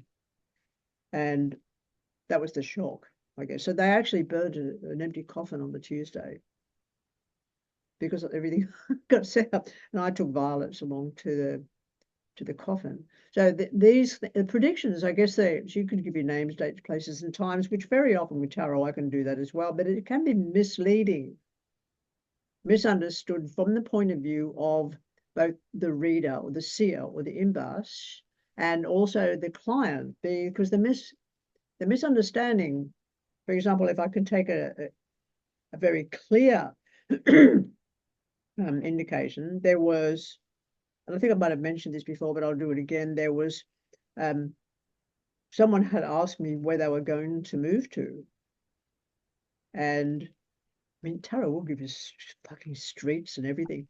And the very obvious retrospective card that represented where they were going to move to was the strength card. And so I said to the person, I can't remember the rest of the cards around it, I said, I can see lions and I can see sand. So you're going to move to where there's lions and where there's sand. And of course she thought, yeah, what the fuck ever. But she moved into a place up near Dalesford called Lions Street, Sandon. That's how close you'll get. You'll get the names of people as well through looking at, one of them would be 5 of Wands that comes to mind. Another one that comes to mind is the Fool card. This is somebody saying, where will I move to again? 5 of Wands could be a wood, a forested area. The Strength card can be a cliff top. Sorry, the Fool card could be a cliff top or a ridge or a very high place. So I told her I couldn't work out if she was moving to a wood or a ridge. And she got together with a guy called Paul Woodridge. And this is how, and in many instances, I do understand that tarot has a warped sense of humor. And that warped sense of humor could be the whole entire ecosphere of planetary association. Because if tarot didn't think it was fucking funny, when you're faced with death and destruction and twin towers falling down and massive volcanoes in Reykjavik and Chile, if tarot hasn't got a sense of humor, and if you haven't got a sense of humor to do with all this, you might as well just put knitting needles in your eyes, people. And yes, a lot of it's serious, very, very serious. But a lot of the work that you'll do away from tarot is as important. Your research day in, day out will be as important. So anyway, we're going to go on and have a look at the Stargate and how that actually works. And we'll discuss it as we go through. I think that this is probably a really productive map for you to have as a first map. It's not the first one I use, but the first one that I use, which is Dead Reckoning, confuses a lot of people. And they take it to pieces. With the Stargate, we can take it to pieces to a degree, even though we're going to be looking at everything on the actual table. And our eyes are going to move from one place to the other where the cards lay. So you lay out the first card in Malkut, the second card goes in Yesud, third card goes in Hud, fourth card's in Netzach, fifth in Tiferet, sixth in Gevorah, seventh in Chesed, eighth goes in Binah, ninth goes in Chokmah, 10th goes in Keter, and the 11th one goes in the sphere of Pluto, which is called Da'at. If you have a look at the maps, you can see what I'm talking about. And I'll talk you through the planetary associations. Have you all got them laid out? Just let me know if there's a no. If anybody's not got them laid out in that pattern, just come on now and let me know. I've laid mine out, taken a photo and packed them up again, but I've got reference. When you lay them out, Yeah. is there no way you can turn your camera to them? I like this live. I don't like this photograph business because it actually All right. Well, I'm going to have to shuffle it. I'm going to have to shuffle again. Yeah, you're going to have to shuffle again because we've got to do this as a living thing, Amelia. Okay. So Yeah. doing it as a static phenomenon doesn't really work for me at all because it doesn't Okay. allow like come into your sphere of being and have an immediate response. If I'm looking at an image, it's a photocopy. So I'll just have to lift my computer. Well, We'll have to each lift- of you individually, you're going to need to lift your computer up to show it Yeah. on a table. So sure. right, But before we get going, I want you to look at what you've got on the table. So if you all got it laid out, just let me know if whoever hasn't. I haven't yet. I'm just about to do it.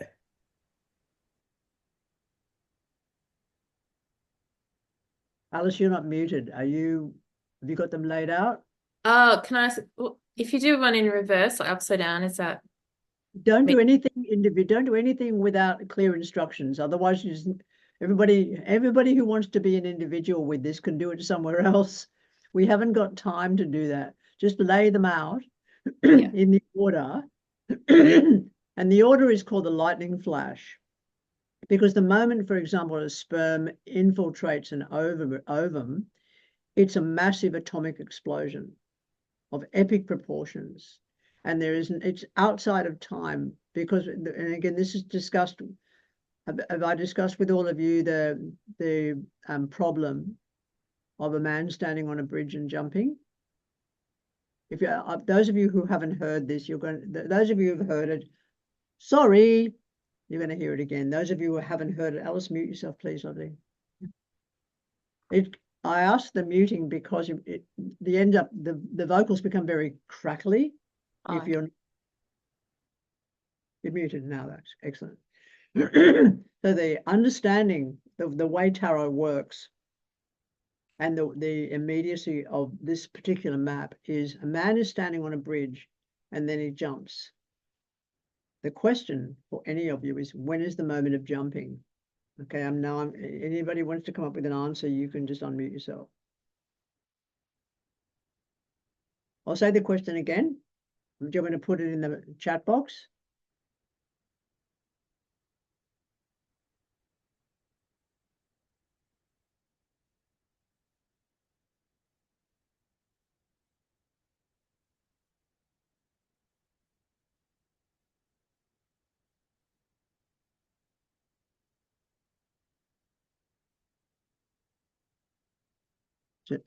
This is not my usual computer.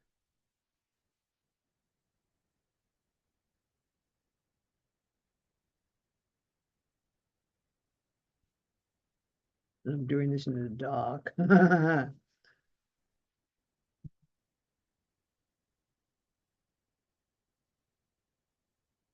This is probably one of the most important questions for any of you who are serious about this work.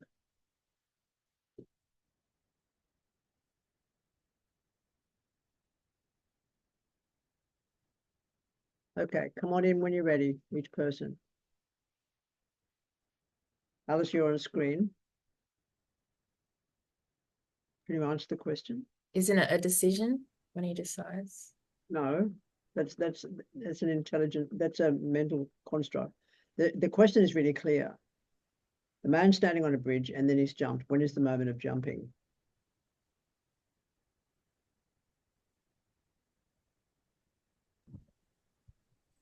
When he's not on the bridge?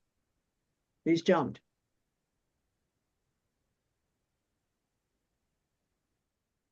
That's not the answer. The question is, when is the moment of jump? A man standing on a bridge and then he's jumped. When is the moment of jumping?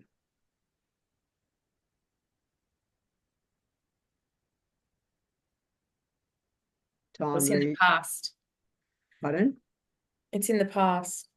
When he stands on the bridge. No, he's on the bridge. Question. Man standing from Lee, there isn't one. Yes, that's correct.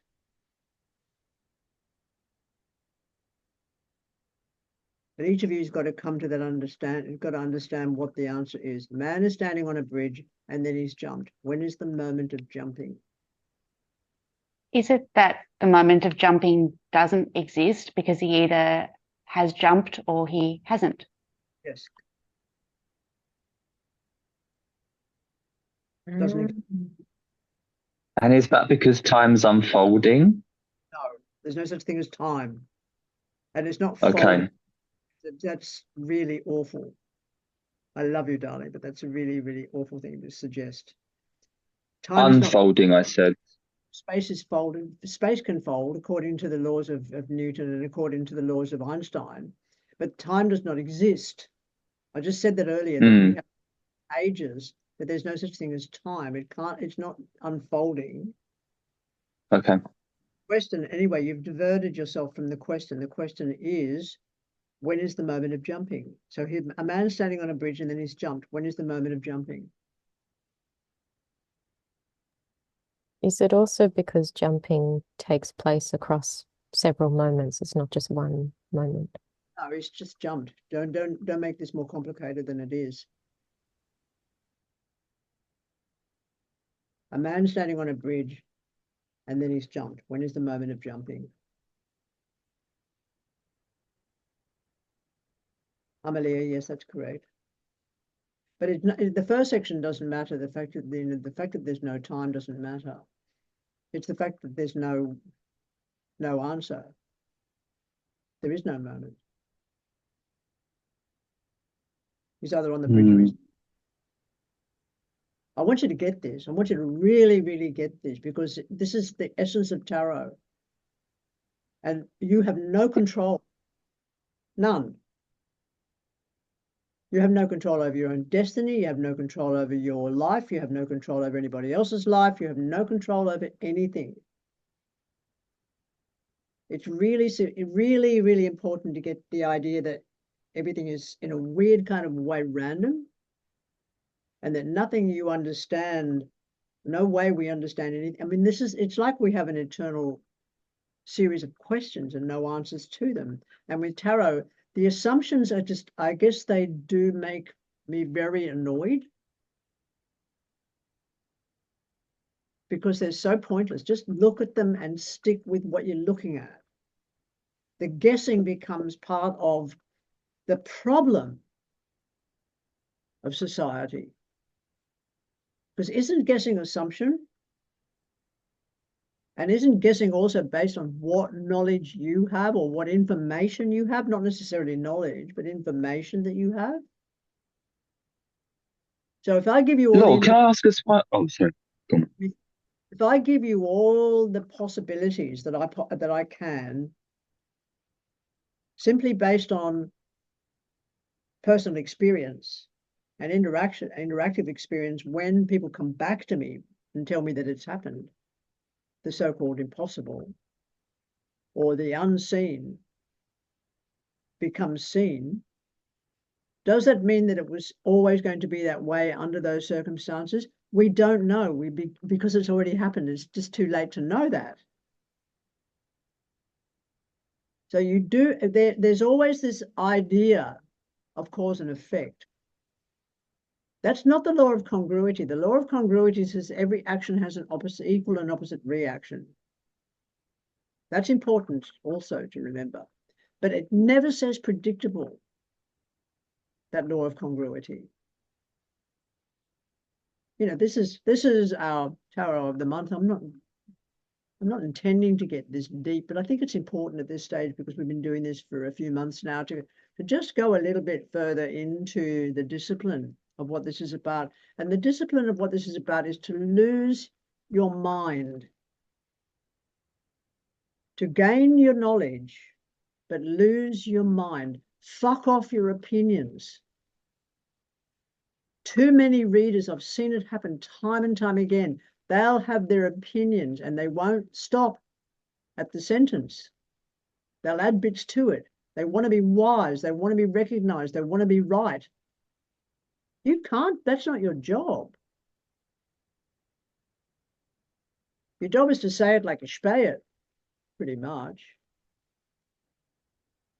And then the events happen. So and of course the chicken and the egg comes in. Do you pick up, or do I pick up what's already happened? Like the story of Merlin living backwards could be. But again, that's just speculation. Have you heard the story that Merlin lived backwards from an old man to a young man? I think there's been movies written about that. Mm-hmm. Yes. Okay, so we'll have a look at these. First of all, we'll have a discussion about the different places you put the cards. Then we've got to cross-reference them. Who's just that in front of me? Lee. Okay, then we'll stick with Lee for the moment, just so that we can use this as a foundation. Okay. So the foundation in this instance, we're going to look at the area. Malkut is associated with the 4 elements. It's actually earth, it's place. It's place. It's traditionally associated with the 4 elements, but of course we've got thousands of elements. And in Ireland, there's 9. In different parts of the world, there's different elements. And when you look at the signs, there's a heap of them. There are 4 elements are associated with earth, air, fire, and water with very, very old Greek shit. Not that I have anything against Greeks. I think they're wonderful people. I love their food. But there's a lot more to elements, and that includes rock and stone and many, many things. But it's so the recognition that Malkut is place is that card that's number 1 that you put down in front of you. That's place. And that place could be anywhere, ever. Anywhere. Is it quite often to do with the person laying out the cards? Yes. In a remote reading, this will be where that person is. And this is why I'm always talking in the present tense. Yesud, which is the card that's directly above that, where Lee's finger is now. Can everybody see what's going on with the Lee's example? Yesud is a Queen of Pentacles.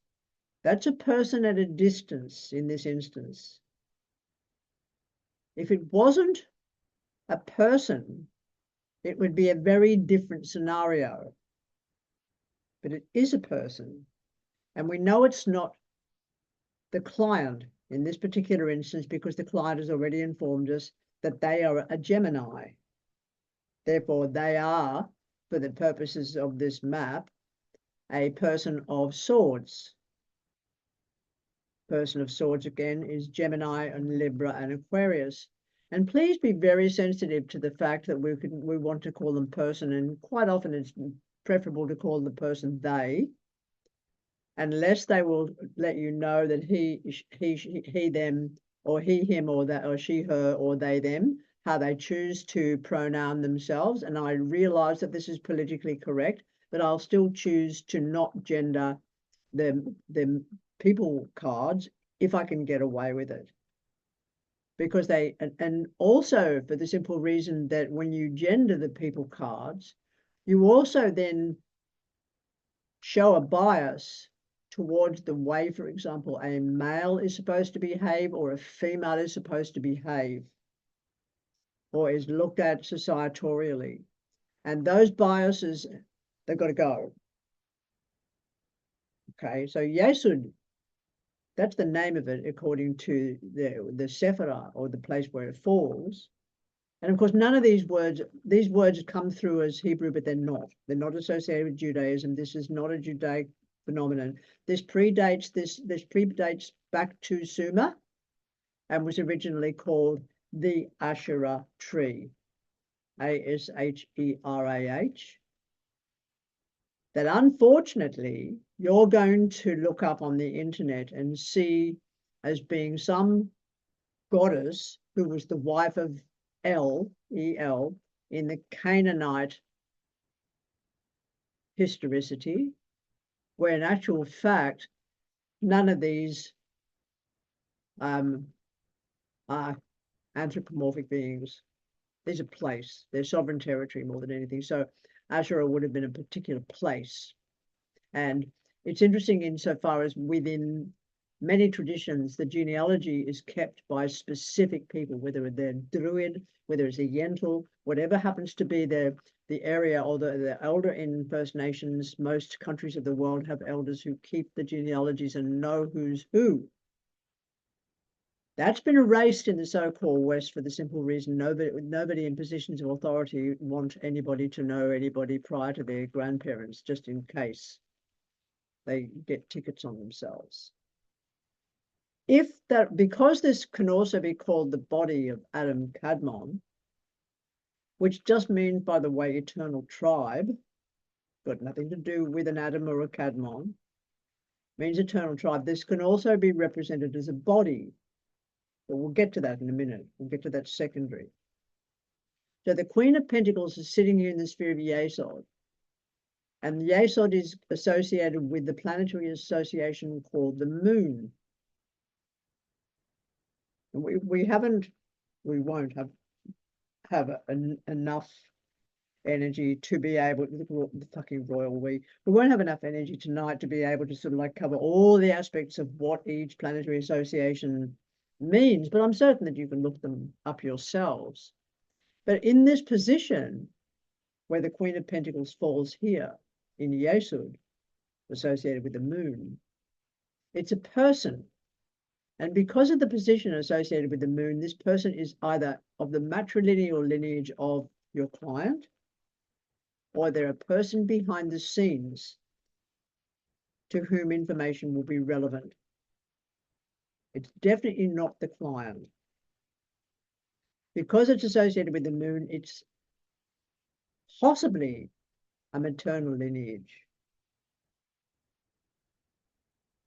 Now, I'm looking across to Hood, which is associated with Mercury. And that's going to represent long and short journeys. And it's also going to represent communication.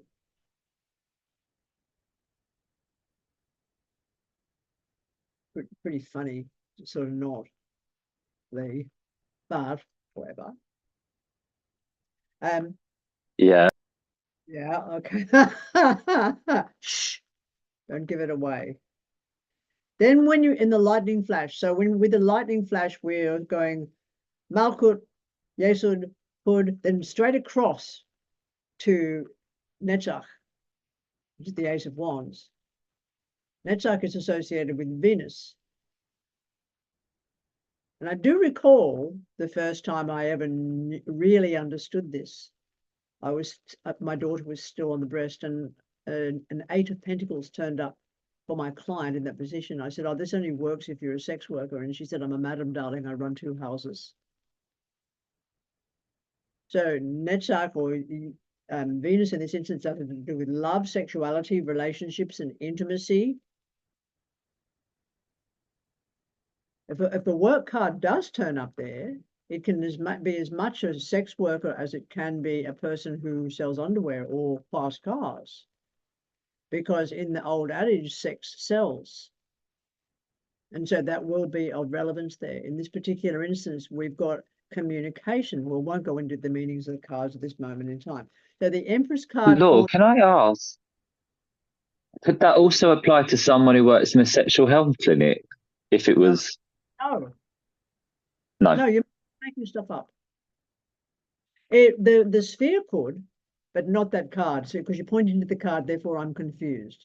No, sorry, not that card. Sorry, if if you got like a work card within this sphere, and you were saying it could be sex work or... No, it's not, because there's no place. Because, yeah, the clinic or working in a sexual health clinic would show the place. Yeah. So you're adding on. If they say you're working with sex, or you're working within the sphere of sexuality and intimacy and procreation, or sex in general, and you had cards like Devil card, which you've got, yes, it can be somebody working in the area of sexual health, but it's not an ace. The Ace of Wands has got nothing to do with that. We'll get around to what it'll be in a minute. So the central theme there, the Empress card, that is a sphere of Tiferet, and Tiferet is associated with the sun. Now that becomes, that particular sphere or place on the map becomes super, super important or indubitable if the client's star sign falls there. If the client, in this instance, if it was Lee, if a King of Swords or a Queen of Swords fell in the center, then everything is going on around them, but they're not going to be trapped by any of it. That becomes super important, because the most important phenomenon or expression about any of you or any of us that could be said is for us to be considered self-centered. It's funny how the term self-centered has become thought of as selfish, isn't it? Instead of centered in the self. Because everything that you do in your life, everything you listen to, everything you relate, always, it's all about you. Always. We can't be anywhere else except where we are. And the moment we honor that, we can then act. Unless we honor that, it's a simple thing, like people who don't have self-love. I'm going, you can't love anybody else, because you're going to be sucking the life out of them. So to be self-centered is a really powerful, comfortable, and people will attempt to get to you. People who are not self-centered, oh, they're going to fucking hate you. They're going to want to bring you down. It's 6 guns in the OK Corral at midday for sure. In this instance, we're not looking at that, but bear in mind whatever falls in the center is really important, because even when you look at the body, this is all your central organs, particularly focused on your stomach and your spleen and your pancreas and those parts of your body. It can also include the heart. Body parts. In this instance, when you're looking at hood and netzach, you're looking at the hips, and you could also be very much looking at with the testes in a man and the ovaries in a woman. When you're looking at the body and where the Queen of Pentacles is in this instance, you're looking at the vagina or the penis, you're looking at the lower colon, you're looking at the anus, and you're looking again at the very lower part of the body around the pubis. With Malkut, of course, when you're looking at a body, you'd be looking at the knees, the quads, the calves, the ankles and the feet, so that if there's pain there, you know where it's going to be. But if it's a map to do with health, it's going to be reflected all through that map, not just in my say-so or your say-so. So in this instance, of course, what we're looking at, the next point on the lightning flash is Gevurah. Gevurah is where the Ace of Cups is. And Gevurah is associated with Mars. And Mars is the capacity, the best example of Mars that I've ever come across is baboons. Because baboons travel in such an incredible family group. If they're moving from one rocky area to another, what baboons do is they put the nursing mothers, the pregnant females, the elders, and the young untried adolescents who are learning to be warriors in the very center of the moving group. And then they'll put around them the trained warriors, so that the trained warriors and the elders who are still very fit, they'll be around the outside of that group. And then around the outside of that group will be 4 elders who are warriors. Their gender is irrelevant. Baboons don't give a fuck whether you're male or female. If you can defend the traveling group or defend the group, then you'll be in one of those 4. So what would happen, for example, if a group of hyenas was coming to attack the group, one of their 4 would go out towards the hyenas and the other 3 will surround them. And then they'll all come in and they'll stop the group. They'll stop the hyenas. Nothing can get to the group in the middle. Nothing will get to the group in the middle. They're quite a remarkable colony of beings, baboons. They also have fabulous red or blue bums. It's just extraordinary. So when you're looking at Gevurah, most people think of Mars and they think of war and they think of soldiers and they think of males and they think of violence. No, it's your capacity to defend that which is significant to you, family, clan, concepts even. In this particular instance, I can see exactly what this is all about, but it's hilarious. Anyway, that's Gevurah. Most important to remember that. Very, very often what you see in there is going to have to do with family. Family or community in Gevurah. So that association with Mars loses its connotations of violence, doesn't it? Because violence of any description becomes the imbalance of any planetary association. And that includes, and any one of them can get out of balance. Mars, for example, Mars out of balance is violent. Mars out of balance in the opposite direction is totally wimpish and unable to do anything to protect anybody. So it's always a matter of like that, finding that balance point within self, because we can't do it with anybody else. And being able to sort of like really relate to whatever's happening without necessarily, particularly with tarot, without necessarily having an opinion. You keep your opinions quiet until you have all the facts, etc. Opposite that, in the lightning flash, where the hermit is, thank you, Lee, is Chesed, and Chesed is associated with Jupiter.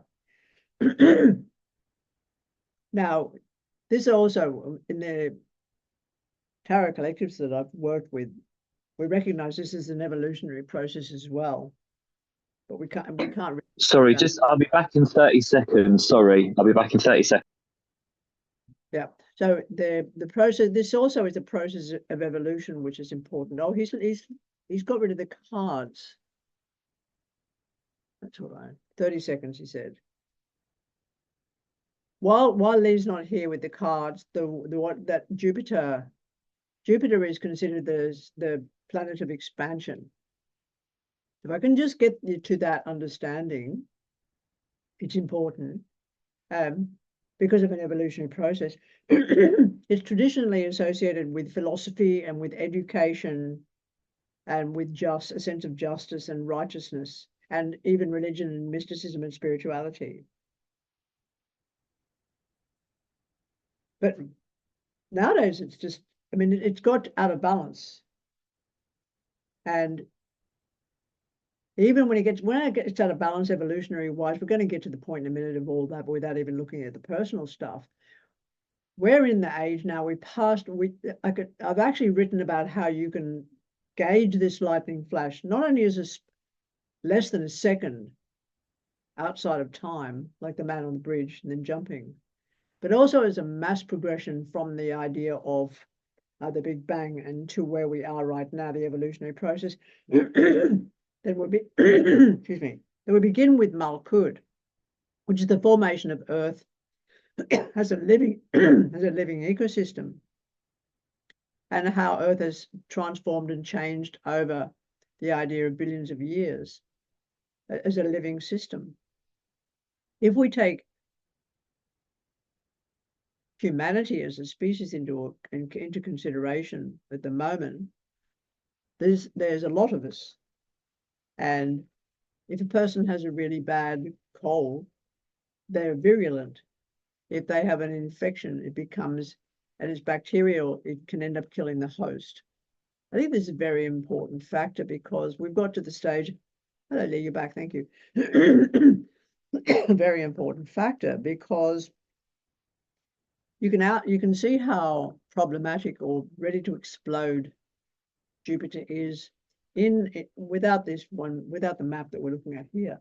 Well, look, because you just got to go into a supermarket and you're invaded with so many products, and you're also invaded at the moment what's happening with us as a species.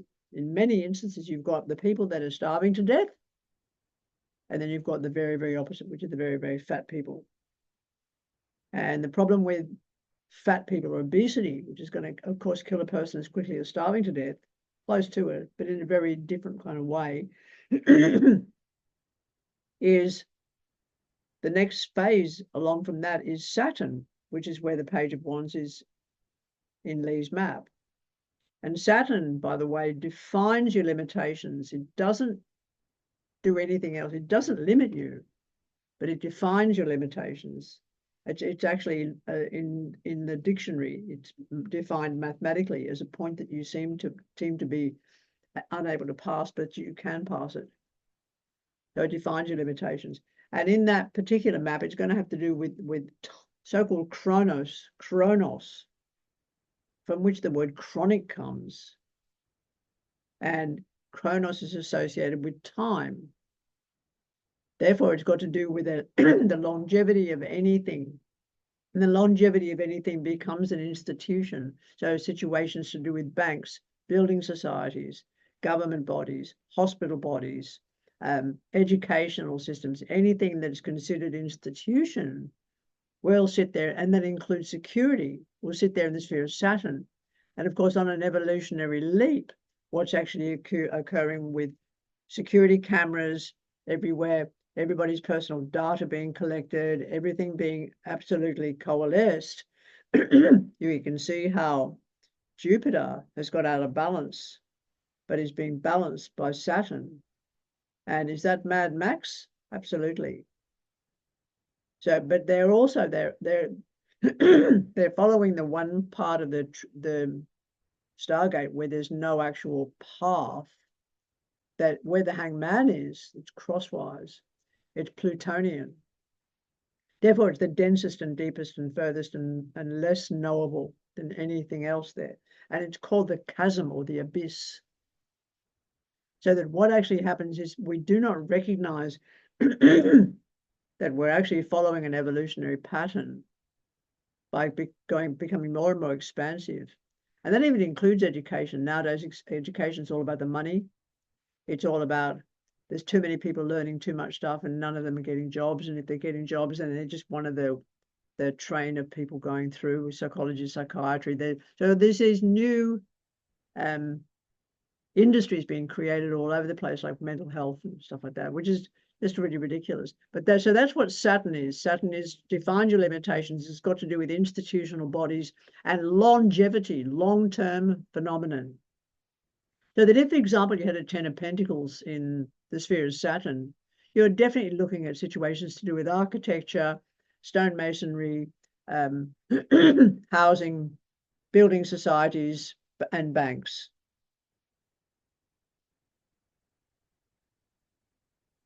Then if you move across the sphere of Chokmah, where's your finger, Lee?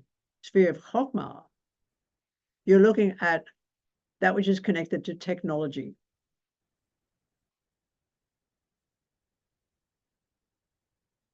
Now, this is really rather interesting because I don't know when I realized that it had to do with technology. I mean, probably 30 years ago or something.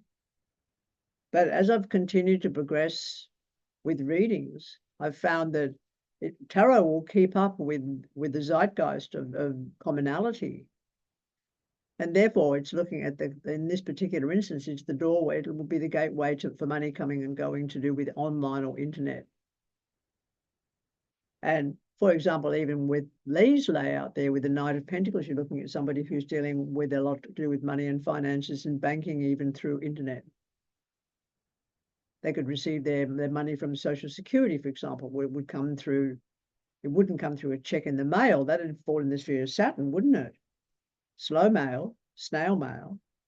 No, it would be instantaneous to do with somebody paying for something. With a Knight of Pentacles, of course, that would be somebody paying instantaneously through an internet window. The card that's furthest from the person who's laid them out is Keter. And Keter is associated with Neptune. And it's got a huge amount to do with the imagination. And Keter is Malkut after another fashion, because the whole of the Stargate map that's in front of you is considered one cell. And when that cell splits, it becomes it's the beginning of an organism other than a one-cell creature. We don't know yet what it's going to become. But it's definitely, Keter and Malkut are the same, but different. And I think the Hermes Trismegistus expression is sort of apt, but it gets taken out of place, which annoys the fuck out of me. And it probably will with you when you become long in the tooth. And that's the expression, as above, so below, but after another fashion. It gets thrown around as if it means something, but the people concerned who say it don't recognize what it means. It's basically saying that Keter is Malkut, because nothing ever leaves Malkut. If we're looking at the body, however, where the hanged man is there in the sphere of the art is the throat and the neck. And it can also be the mouth. And the page of wands and the Knight of Pentacles can be the jaw and the ears and the sides of the head. And the Keter, which of course is associated, we've got the Eight of Wands there, is the head. And as such, when you're attracted to the head, which is Keter, then you're seeing the Page of Wands and the Knight of Pentacles as the shoulders. And that includes all the areas across the front of the body. It can also include the breasts or the chest or the pectoral muscles. It can also include your atlas bone and all the different parts of your upper body and the musculature that's associated with that. It becomes very complicated, but it's also very simple, because as you progress with this, one look and you've got it. So when you first throw out this map, you're letting your gaze wander across it and seeing what merges together here. It's very, very interesting. What merges together, what goes with what. And it's hard to explain that until you learn all of the cards individually. And you look at all their random associations and what happens if you put them together. Because what happens in this instance, if I look at this map that's in front of me and I look only at the Empress card and the Ace of Wands, what am I looking at? Who knows what those two together mean?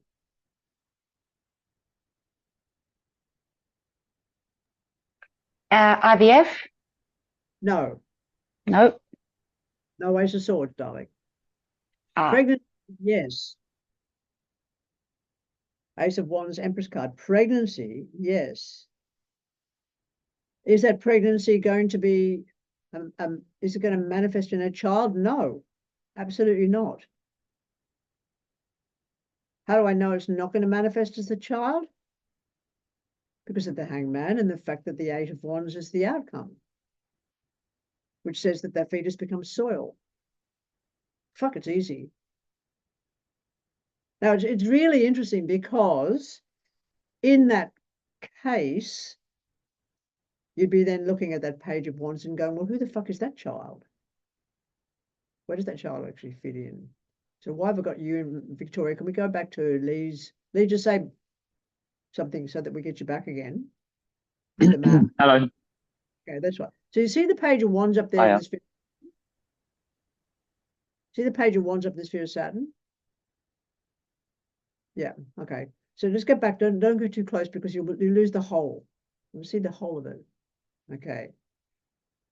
There is no, thanks Victoria for bringing that up, but we would need definitely a 10 of Pentacles, probably sitting in the sphere of Saturn with that. Would definitely need an Ace of Swords because that's your pipette or your turkey baster. If you're getting the sperm from some sperm donor and you're racing home when you're ovulation, you're shoving it up your vagina to make sure you get sort of pregnant in the moment. There's also no excessive cost here. And as everybody knows, the IVF is between 40 and 80,000, but you're on it because you saw the pregnancy. That's what you saw. But the Page of Wands is not going to be a child yet. That person could turn up in a year from then, and the Page of Wands could manifest. That Ace of Wands could end up with the Sun card, and of course, that's a birth. But the fact that they're going to keep on trying is really most important in here. Now, there is no mention on that whole map of a medical intervention. No, nothing whatsoever. But I think it's very important to look at and to understand that it absolutely can be a miscarriage. And the first time I ever realized that a person could be born twice was sitting down in the wee cold hours around Bendigo or Dalesford or wherever I was, and reading for a woman. And I said to her, you've been born twice. It turned up in the very first map, which was Dead Reckoning, that she'd been born twice. And of course, it made no sense to her. And then I just simply asked the question. I said, did your mother have a miscarriage or an abortion before you? And she said, yes. So the actual, that brings into mind the idea that the nurse of an entity that will manifest, in this instance as a human animal, will wait until the appropriate body is available. So having got that information in mind, when I was pregnant with my third child, I said to the child, because I had two sons, I said, if you're a boy, I'm going to throw you off the cliffs. And so I miscarried. And I went, oh, whatever. And then 3 months later, I was pregnant again. I knew it would be a daughter. Lee saying quiet to the very end, thank you, darling. I knew it would be a daughter. So I just, the fetus, the zygote in that instance, the zygote just went because it was not the body that the nurse of the person wanted. So each of us wants the form we're manifesting in. Desires a certain kind of form, no matter what, even if it's paraplegic, doesn't really make any difference. Or if Destiny has to fulfill a certain pattern, and we'll never, ever know what that pattern is because it's the pattern of Earth. But this is definitely that fire sign page of wands in there in the sphere of Saturn. In the sphere of Saturn, what that page of wands, that unborn person of wands is saying is, I'll wait. I'll wait. And in the meantime, the zygote or even the fetus will abort or miscarry and end up being the Eight of Wands, which is the ground. It's country. So what happens with, I mean, anything that dies, anybody that dies, whether you're buried or whether you're cremated or whether you're sort of chucked in the next room and mummified, you're still becoming soil, aren't you? You're still becoming part of the atmosphere, because you're still becoming part of the ecosystem of Earth. And this is really important because it stops the drama of being human. It stops the drama of self-importance. And also when people who are going through IVF have 3 or 4 or 5 so-called failures, they're not failures, isn't that a terrible word? But I hear it a lot. Oh, the pregnancy failed, they say. Didn't fail, they miscarried. Wasn't time, for lack of a better word, wasn't time. In this instance, we use time, saying it wasn't the moment. So you're going to keep on losing bodies until the correct body form is there. And is that required? Are we required as a species to produce less? Looks like it. So therefore, there will be a lot more miscarriages. There'll be a lot more people unable to conceive. That's just life leveling itself out. It says, when there's too many, I've got to level it back out again. And anybody read the book Ishmael by Daniel Quinn? Very good book. I do recommend it.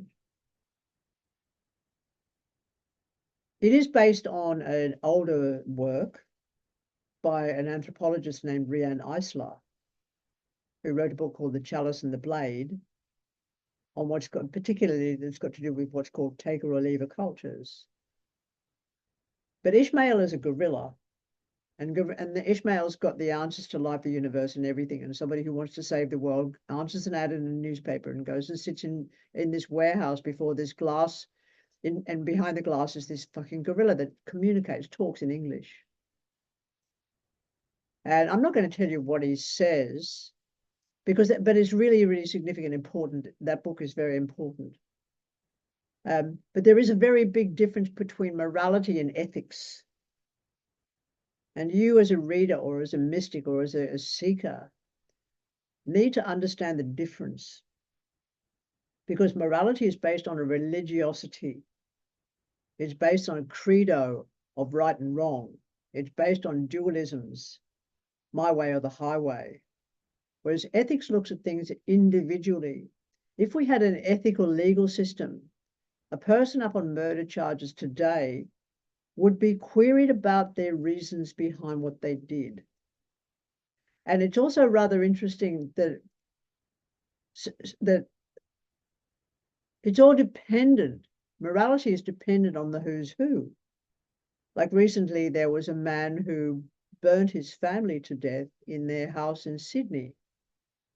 All over the news, considered horrific. And yet nobody says anything about Hiroshima anymore. And the dropping of the nuclear bomb by the Americans. Nobody says anything about the word. Nobody necessarily knows all that terribly much. Morality will say that a woman wearing a skimpy bikini on the beach being sexually assaulted, morality will say that she deserves it because she was being provocative. But nobody asks where the word bikini came from. And did you know that the Americans blasted the fuck out of a bikini island in the Marshall Islands with their nuclear testing, and that they removed all the indigenous people, and then they put them back afterwards to check out the effect of radiation on a population. And the Sea Shepherd had to remove them and get them off before they all died of cancer. And the people from the Marshall Islands, and the same with the people from Tahiti, have been quietly and secretly moved to parts of New Zealand for the cancer treatments for decades. Is this not in the news? No. The fire in Sydney with the 3 children that burnt to death is in the news. Yes, that's tragic, but so is what's happening in Gaza. So I mean, it's a comparative. So is what's happened to every First Nation people around the world in the name of so-called religion. So it's really a matter of taking it to pieces and removing the morality that has been imposed, particularly with this kind of work, and seeing things for what they are. A person, for example, who murders the person who's threatened her children quietly and secretly to get his partner to do exactly what he wants, and she kills him, and because he's kept her threatened and utilized such things as coercive control for 1 year, 5 years, 10 years, 20 years. Are you going to get that person at your table? Yes, you fucking are. How are you going to be of assistance to them? By seeing it. And by saying what you see, not what you think you should say. Do you get me now? Okay, so if we look at what Lee's got in front of him, we're looking at his living environment. He hasn't got much stuff, but he likes what he's got. If this is Lee's reading, it's the kind of 9 of Pentacles, of course, is quality, not quantity. There's this sense of like, it's little, but it's little, but it's nice. So it's got that loveliness about the environment. There is a reflection on a person who is an earth sign, Taurus, Capricorn, or Virgo. That person may very well be associated in some way, not necessarily nicely, with your client sexually. Now, the fact that it is coming up as a queen is irrelevant to me. I've known more queens since I was in the theatre at the age of 17 than you've had hot dinners. And none of them have been female, and none of them were named Elizabeth. So that's really most important to understand as well when you're sort of like getting trapped in gender. The person that you're talking about may be gay, may be part of the LGBTQI community. But you need to take that into account. Now, when you look across a hood, which is to do with long and short travels, etc., that person is sick. That person will experience sickness as a result of that travel. And it could be, their drinks could be spiked. They could pick up a sexually transmitted disease. All kinds of illness, any and all illnesses are showing up, could be of significance there. But you see, there's nothing else showing up anywhere else. So I would always look at this and suggest to my client that they don't do too many drugs or too much alcohol. Because the devil card is when you've gone just a bit too far within yourself, into anything. So that even this, if you went too far into all of this and we didn't talk together as colleagues, it would be a fucking cult, wouldn't it? If I was to ask for more money, it'd be a cult. Anything hierarchical sits there under the devil card. What you're going to find with a lot of the way shower cards also is that they always show threes, the left pillar of Boaz and Joachim. So they show the left pillar and the right pillar in the central theme. But what's interesting about the devil card is like the Hierophant card, they're the only 2 religious cards in the pack. And there's a whole story around the devil card, which has got to do with the Knights Templar having come back from the Crusades with their secret cartel and their way of wealth, etc., and bringing some weird deity with them that they call Baphomet, which was supposedly this entity with wings and horns and etc. That didn't really even end up existing. There was an invention of the Christian church in the 15th, 16th century, the devil, by the way. It never happened before that. Before that, they used to name this thing. But what anthropologists have found out since was that the devil card was that Baphomet is actually Muhammad. It was mistranslated. But in there is the whole idea of the people who've got chains around their neck who could take them off and get away. That's addiction. But anybody who knows addiction knows that that's not true. So that particular card is full of deception, much more so than the moon card. It's seriously full of deception. So I can look at that, particularly when it comes down to communication, and say, this person is being lied to. This person is being heavily manipulated through some form of coercive control or gaslighting. And it does have a sexual innuendo because of exactly what's opposite in the sphere of Netzach, which has got to do with Venus, which is talking about sex. Talking and communicating about sex and gender. And it's in direct parallel to the devil card. And it's in a direct triad, which you must look at, your triads. The triad has got to do with an earth sign person, Taurus, Capricorn, or Virgo. And the person concerned seems to be attempting to talk your client into a more productive lifestyle, which is the Empress card. And they're using flattery to do it. They're using flattery to do it. So that the Empress, so that your client is going to feel like the Empress. Oh, I'm rather lovely. I'm really fabulous. My goodness. Because they've been lied to about that. What's the reason? There doesn't have to be one. Your client doesn't need to know that. So often your client will say, why are they doing that to me? And you go, I don't know. Not your job to know what the other person not in front of you is thinking. People can do oracle cards and tell you that shit. They're just going to make it up anyway because they just don't know what the other person is thinking. And that's not your job. Your job is to work with the person in front of you only. To go outside of that is to make shit up and to try and be a guru. That's really problematic in this work. In this work, there's enough knowledge, there's enough wisdom without there's no trying associated with it. So when we look at the Ace of Cups and it's sitting there in the sphere of Gevurah, it's really got to do with the fact that the person that you're reading for is absolutely, it's not a desperate, it's when they're in their own community, when they're in the pocket of their own community, when they're in the pocket of family where there is honest relationships, it feels good. I mean, when somebody gives you a genuine hug, you get an endorphin release, a little bit of oxytocin. So there's oxytocin associated with this as well, which you will get from sort of sex unless it's rape. And it will feel like love, but sex and love have nothing to do with each other. Anybody can root.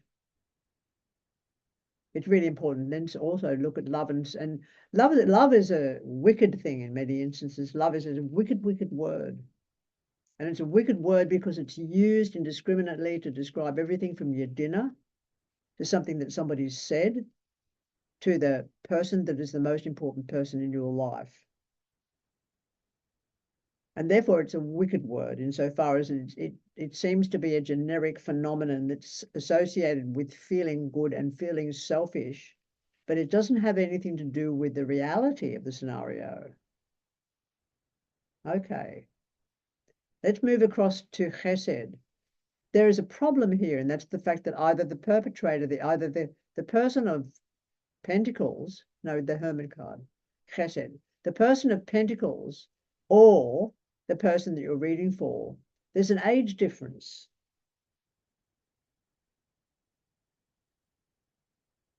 And that age difference, I mean, lots of people, for example, could think, oh, that person's 34 years younger than me, I shouldn't fuck them. But I mean, what about when there's love? It's a very interesting question, again, ethically. Very big question ethically that talks about the age that a person is considered an adult, the age of consent.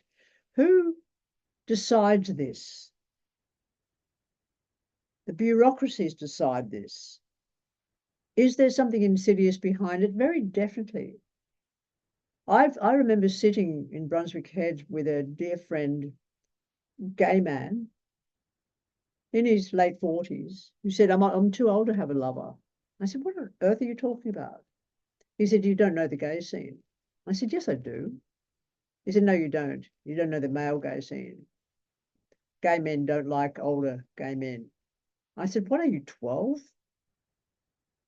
And I said, well, you've got two choices here. You can either get over that ridiculousness or you can cut your own throat. And he thought I was being mean.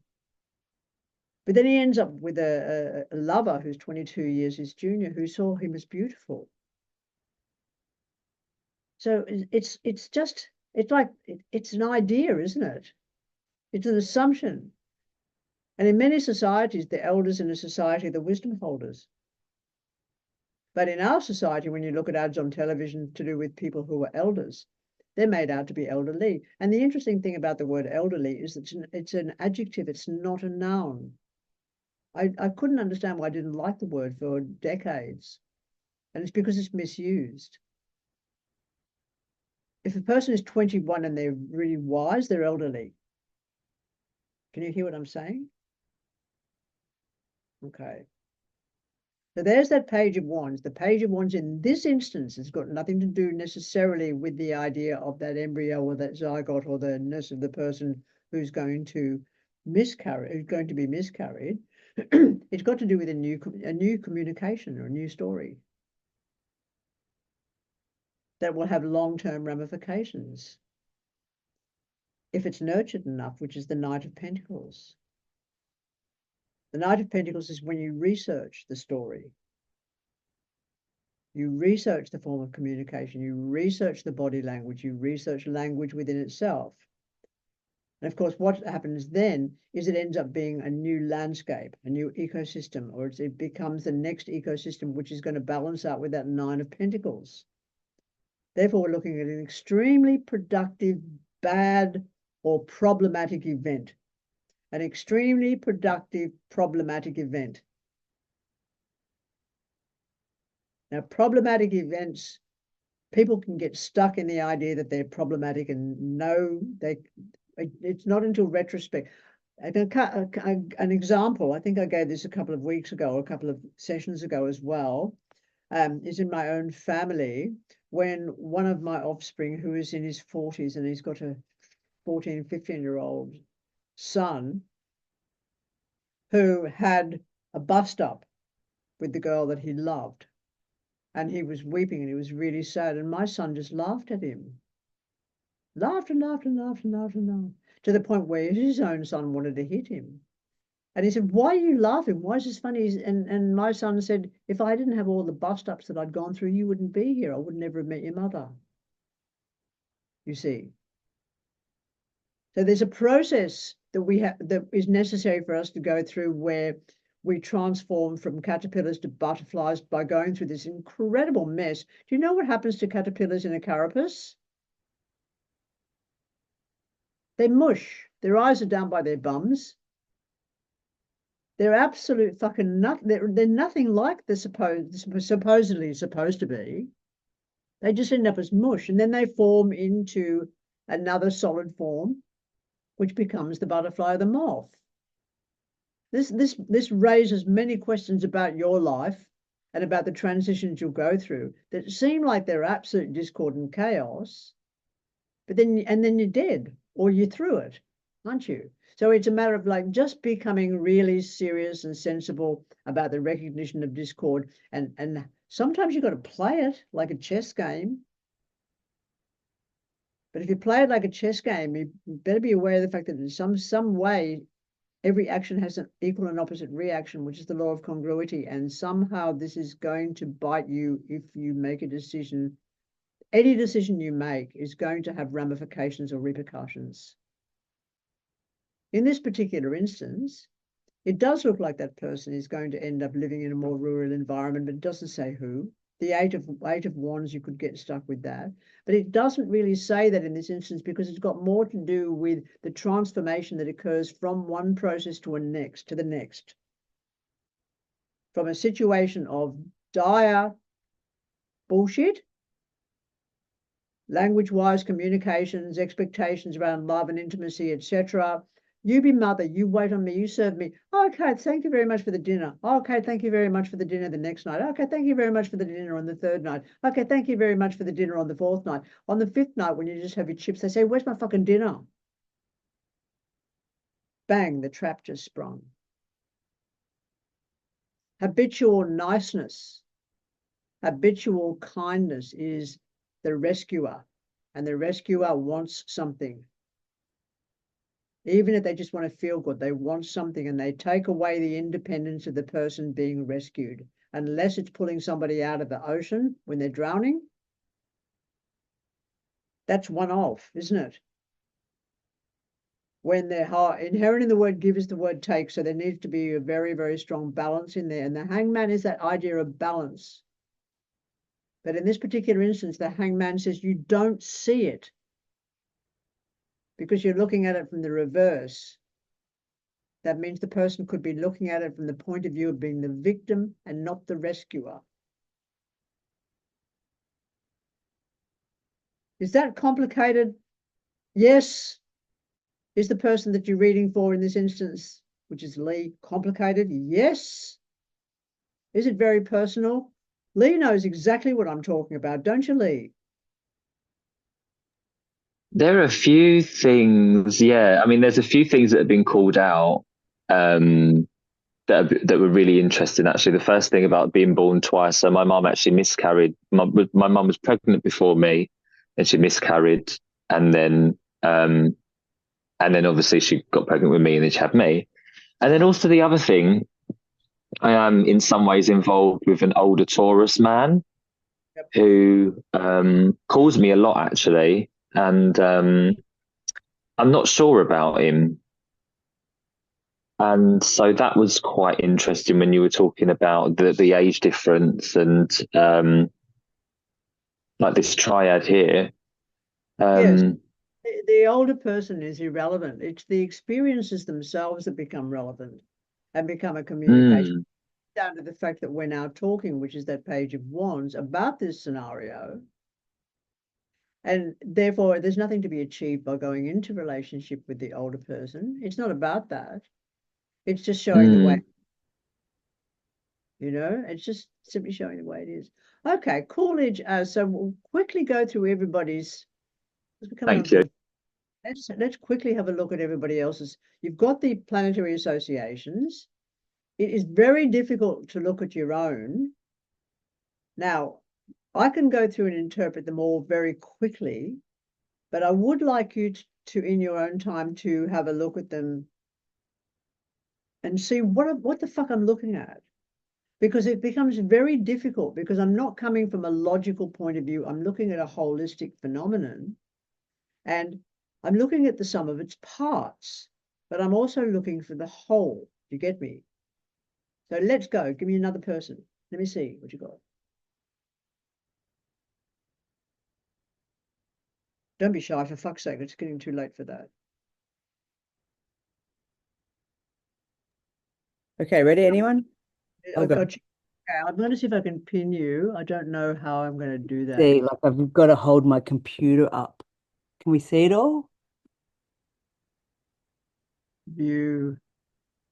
There we go. Can we see that? No? Is that I high think- enough? I'm Do I just need the lamp? Oh, sorry. you. But I can't pin you, so you're just going to have to sort of keep on talking. Okay, I'll have to keep talking and just get comfy here like that. Is that all the cards? I got you pinned. There, I've got you pinned. There we go. Is that? Can everybody see that? Oh, it's a bit difficult. But anyway, here we are. I can see it. Okay. Can you see the cards, or do you need a lamp? Now it's very interesting. So look at similar people turning up. Okay, put that King of Swords sideways, please. King of Swords. Here. So the Queen? Oh, hang on. Whose cards am I looking at? I don't know. Like I've got mine up. I thought, I don't know. I can't see anyone else's. I can only see, yeah, Tanya. I know I've got Eleanor's for some reason on. I don't know why I've got Eleanor there, and I should. Oh, do you want to do Eleanor? I put mine down. Speak again. Hang on. Me? Hello? Yeah. Yep. Gallery. Hello. Yep. Let's see. That's probably better there. It's really hard because, like, I'm just changed the rules on me, which I've got at the top here: speaker, gallery. So speaker, I'm going to put speaker on there. So yep, that's me. It's not showing up. It's fucking got Eleanor in front of it. That's not Oh. working. And it might have to do with this. Get rid of that. Okay. View. So Empress. Follow host video instructions. That's not what I want to see. I want to see tons. Can everyone else see mine? No, I'm just staring at Eleanor's face now. Oh.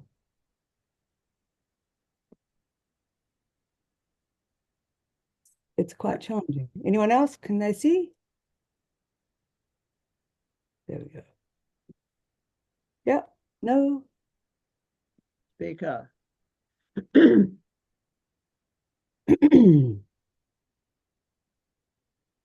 Okay, I've got Yeah. Eleanor outside, which is really crazy. This is really crazy and driving me nuts tonight, but that's okay. I can see that now. There's the travel over water. There's the two women again. You've got the fire sign and the air sign, two people that showed up before. Remember that? Yep. There's obviously a trip going out to somewhere which is luscious and equatorial, which is the Empress card in the sphere hood. Mm. What's your star sign, Tan? Earth sign, Taurus. Not even mentioned there. That's so cool. Central theme again is that fire sign person, Sagittarius, Leo, or Aries. I get a hit that it's a relative. I get a really strong hit that it's got to do with a mother or motherhood in some way. Yeah. Very definitely. And that there's this getting together with family under the mother's name in some tradition like Christmas or fucking Easter or whatever it happens to be that you can't get out of. But also I'm very aware that there is involved with all this. There's have you got two brothers and have you got brothers and sisters? There's three of you. Yes, there's three. Yep. Okay. So that's the siblings. The three siblings is that three of cups there. You can see. And what it's got to do with is the idea, it could be very much looking like a relative who's going to downsize and get rid of a property and put some, and make certain that the three offspring or the three siblings get money out of it. Right. Yeah. The person concerned that will be involved with all this, doesn't say who it is, but that Seven of Cups says they're really sort of non-compos mentis. So they could be someone who's got even though there's no justice card in the table, there could be a power of attorney or an enduring power of attorney associated with that, because there's massive restraint. They're obviously not they're not technologically savvy at all.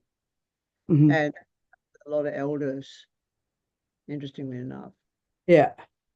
Okay.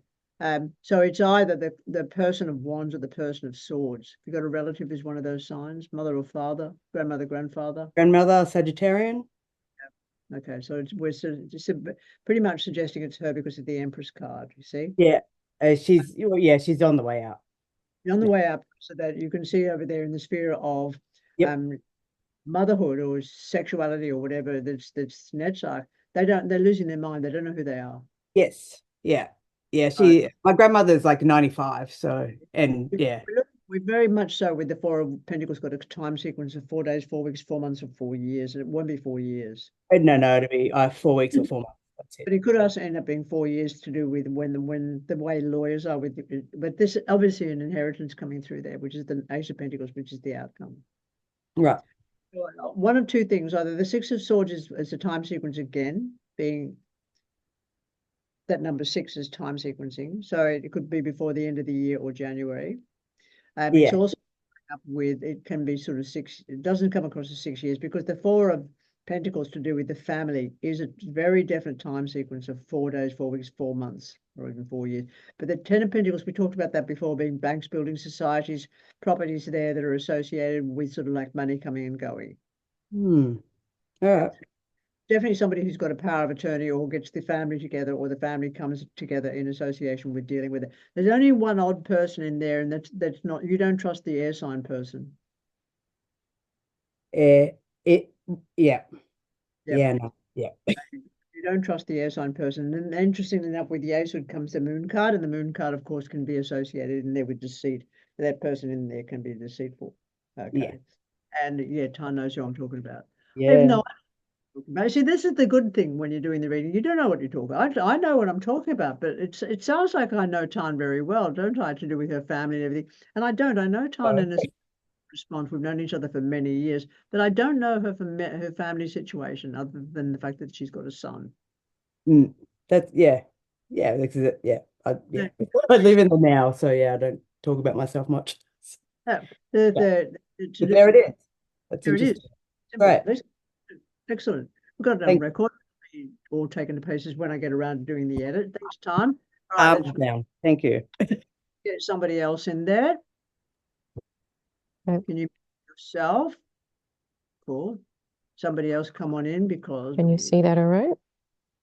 No. It's moving. now I've got you there. Okay. You can see that. I wish I could get it bigger. But I can't. Oh, this is all very sexy. I can't see towards the very top. But there, Mm, okay. There is just. I'll look at this as rather interesting. So the foundation, of course, of it is Malkut in this particular instance. It's got to do with like sex, partnerships, intimacy, etc. It's very lovely. And of course, when you see the Two of Cups turning up with the Ace of Cups, you know it's a very yummy situation. It doesn't necessarily show up as being a lasting phenomenon, but it shows up as being a yummy situation because the Two of Cups with the Ace of Cups means that it's very compassionate. There's a whole lot of tenderness associated with the sex, that's for sure.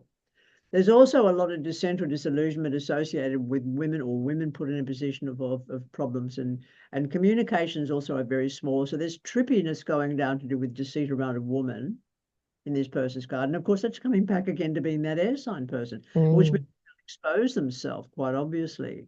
Oh, there it's clearer now. Okay. Interestingly enough, with that Lover's card, the Lover's card can quite often be dualisms. Dualisms. Really important to recognize the fact that it can be two-faced or dualisms in there. So it's somebody who could be very much coming across as honest and truthful, but is actually not.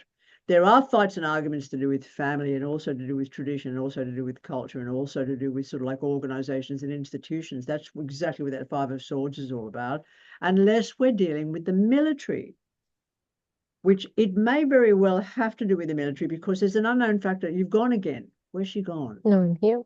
I've got Eleanor in front of me. I don't know why. I don't know why you're there. Remove pin. Okay. Back to mirror. Pin. Try to pin this. Pin. Do I need to talk? Talking? Got me. Okay. There's very definitely in the sphere of, we're looking at Jupiter. We look across the Jupiter. You've got the High Priestess card in that particular instance. A way shower card that says everything's not available to be seen. The word occult just means hidden. Did you know that? Throw it around like it's got something else, but it just means occult. It's occulted. Okay. It can also represent something that's sort of like a very freeing experience that's yet to be got at, because there's quite obviously, with the High Priestess card in the way, is the ideas around priestliness, goodness, who's in position of being a spiritual whatever, blah, blah. It's sort of blah, blahs the fuck out of me, to be quite honest, because I want to get past that curtain of pomegranates to what's actually on the outside. So it's like it's like within Christianity, there's all these priests that get in the way of your relationship with God, for lack of a better thing. In mystic Christianity, they don't do that. They have and this was the way of Gnosticism, whereby anybody could be in direct communication with whatever they considered God to be. But it's, in the meantime, there's something in the way. And that woman sitting with the funny hat on and the moon under her feet, she's in the way. This is very typical nowadays of people who are what I call goddessy women. So that they split us as a species into gender. And it's not necessary. It's completely unnecessary. And this is what will happen with that card, and will happen with the Magician card, is it splits into the idea of a dominant male figure or a dominant female figure in so-called mysticism. And I want you to please lose that, because it's really fucking annoying, okay? But it will invade this person's life to a degree. And that may be where they use the Five of Swords in connection with education, or in connection with tradition or culture, to be able to counter what would otherwise be a problem with that air sign person, Aquarius, Gemini, Libra in the center. What's the most obvious thing to me is the Eight of Pentacles. This person's working with their brain. That's their intellect. They've got choices as to how to respond, They do have to watch out for whatever financial thing they're playing around with online, because they could lose money, very definitely lose money, or they're going to lose money. That could just end up being too many things that they're paying out per month to do with internet or whatever else down the line. They're going to be spending money to do with computer technology, or the internet, definitely, or their money is gone there. It's not, there's nowhere on the table that's saying that's a problem, but it's like if I go buying a new computer, I've 5 of Pentacles myself for a moment, haven't I? I've just gone and spent $1,000 that I can't afford to spend on a good new computer. That's simple as that.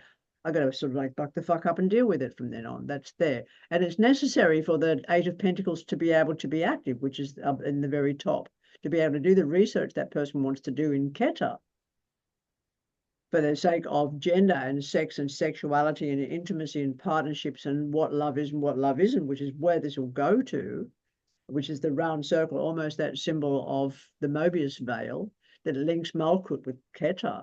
It's very much to do with sort of like gender diversity and gender differences, which is really interesting, because we are, of course, in a period of time which is quite bizarre in our society, that we know as our society at the moment, that seems to be women against men. And I'm going, hang on a second, how are we going to, how's anybody going to learn anything unless we do it as a species? So it's a little bit divisionist, that can be brought together with that idea of love and self-love. But it's like that self-love one has got to do with the Ace of Cups, but it hasn't risen up to the center yet, you see. So there's going to be an incident in here where the person's going to have to use their intellect instead of their compassion.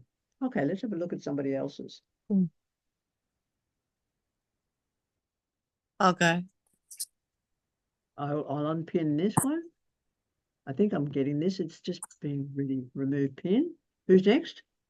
Me, Eleanor. Oh, okay. I'll bring you Can you up. see me? I'll pin you. Okay, so you're living somewhere, you'll be living somewhere quite cliffy, quite high up. I already am. I'm on a mountain summit. All right. You're not having sex with anybody interesting. And that is what it is. You can claim celibacy to your heart's content, but it isn't. It's just there's a little bit of you've got to watch out for gender bias on your part, with that Magician card falling where it is. That's there. And also with the 9 of Wands falling where there seems to be disparity to do with gender and sex and intimacy in your future, or the coming days, weeks, or months that you need to take care of. And some of that's going to have to do with truck or your vehicle. So you could have problems to do with a truck or a vehicle, because you need a large vehicle like a caravan or a van, or so, to get from one place to another. And if it's got problems and you haven't done your research into what the problem could actually be, you're going to be treated like a woman. Excuse me. But that's what happened. Okay. All right. No communication with family whatsoever. None. Feeling in here of not belonging in your society or your group of so-called like-minded others. Feeling about it being out of place in your environment, out of place with the people around you. That's the Hangman, of course.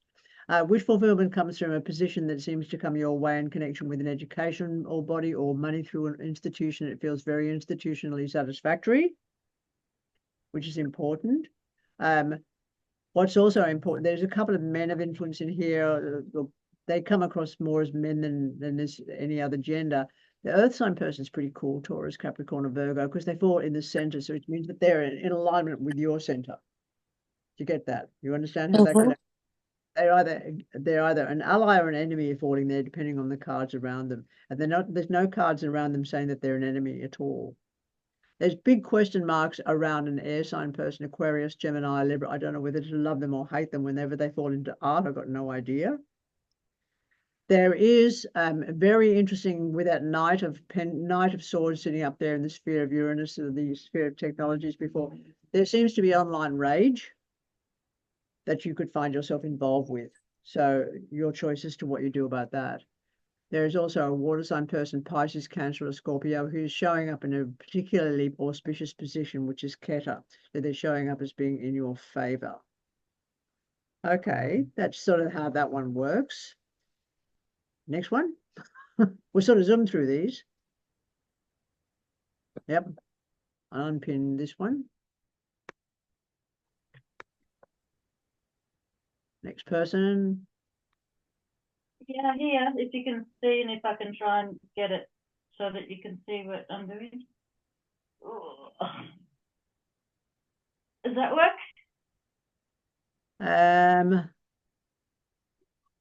You're sideways. Yeah, I know. I'll turn around. Yeah, because the problem that I've got is that you've got background noise on the cloth. Oh, So whenever you're doing this, by the way, whenever you're doing it, always have a plain cloth behind the cards, if you wouldn't mind. Ah, right. I see. Yes, I will. Yeah, so okay, I'm going to see them as we go. And that Seven of Pentacles is really funny there. Can you lift it so that you're looking towards Keter a little more?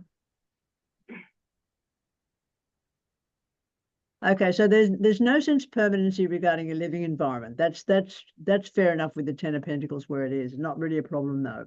It's just a who's coming, who's going, sort of like living space as well. But you're going to be very much involved in a fitness regime.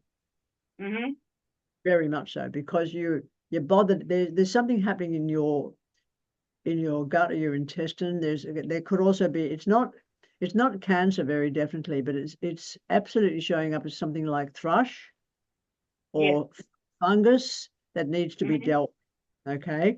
And that a change of regime to do with health and fitness is important. So a love of body becomes most important. Love of place, love of body becomes most important. That strength card up there in the sphere of Bina or Saturn has got to do with the health industry, but it's more to do with the health industry, not big pharma. That can be anything from working with weights, nutrition, any form of fitness whatsoever. It's like how you train your animal. That's the best way to describe it. I have no tolerance for your family whatsoever. I don't know where you've gone. You just keep going. Amalia, I don't know why I've got Carmen in front of me. Add into Amalia. Okay, I pinned you. Now I have no connection with family whatsoever. Uh-huh. There's nothing there, do you mean? I can hear that. Five of Pentacles. There's also dealing with the public and realizing that a lot of people are just potheads. Mm-hmm. Which is the Seven of Cups there, or overindulgent, drugs, alcohol, food, porn, gambling, screens, whatever you want to know it. Is it an addiction? No, it's overindulgence, and you've got to watch yourself with that.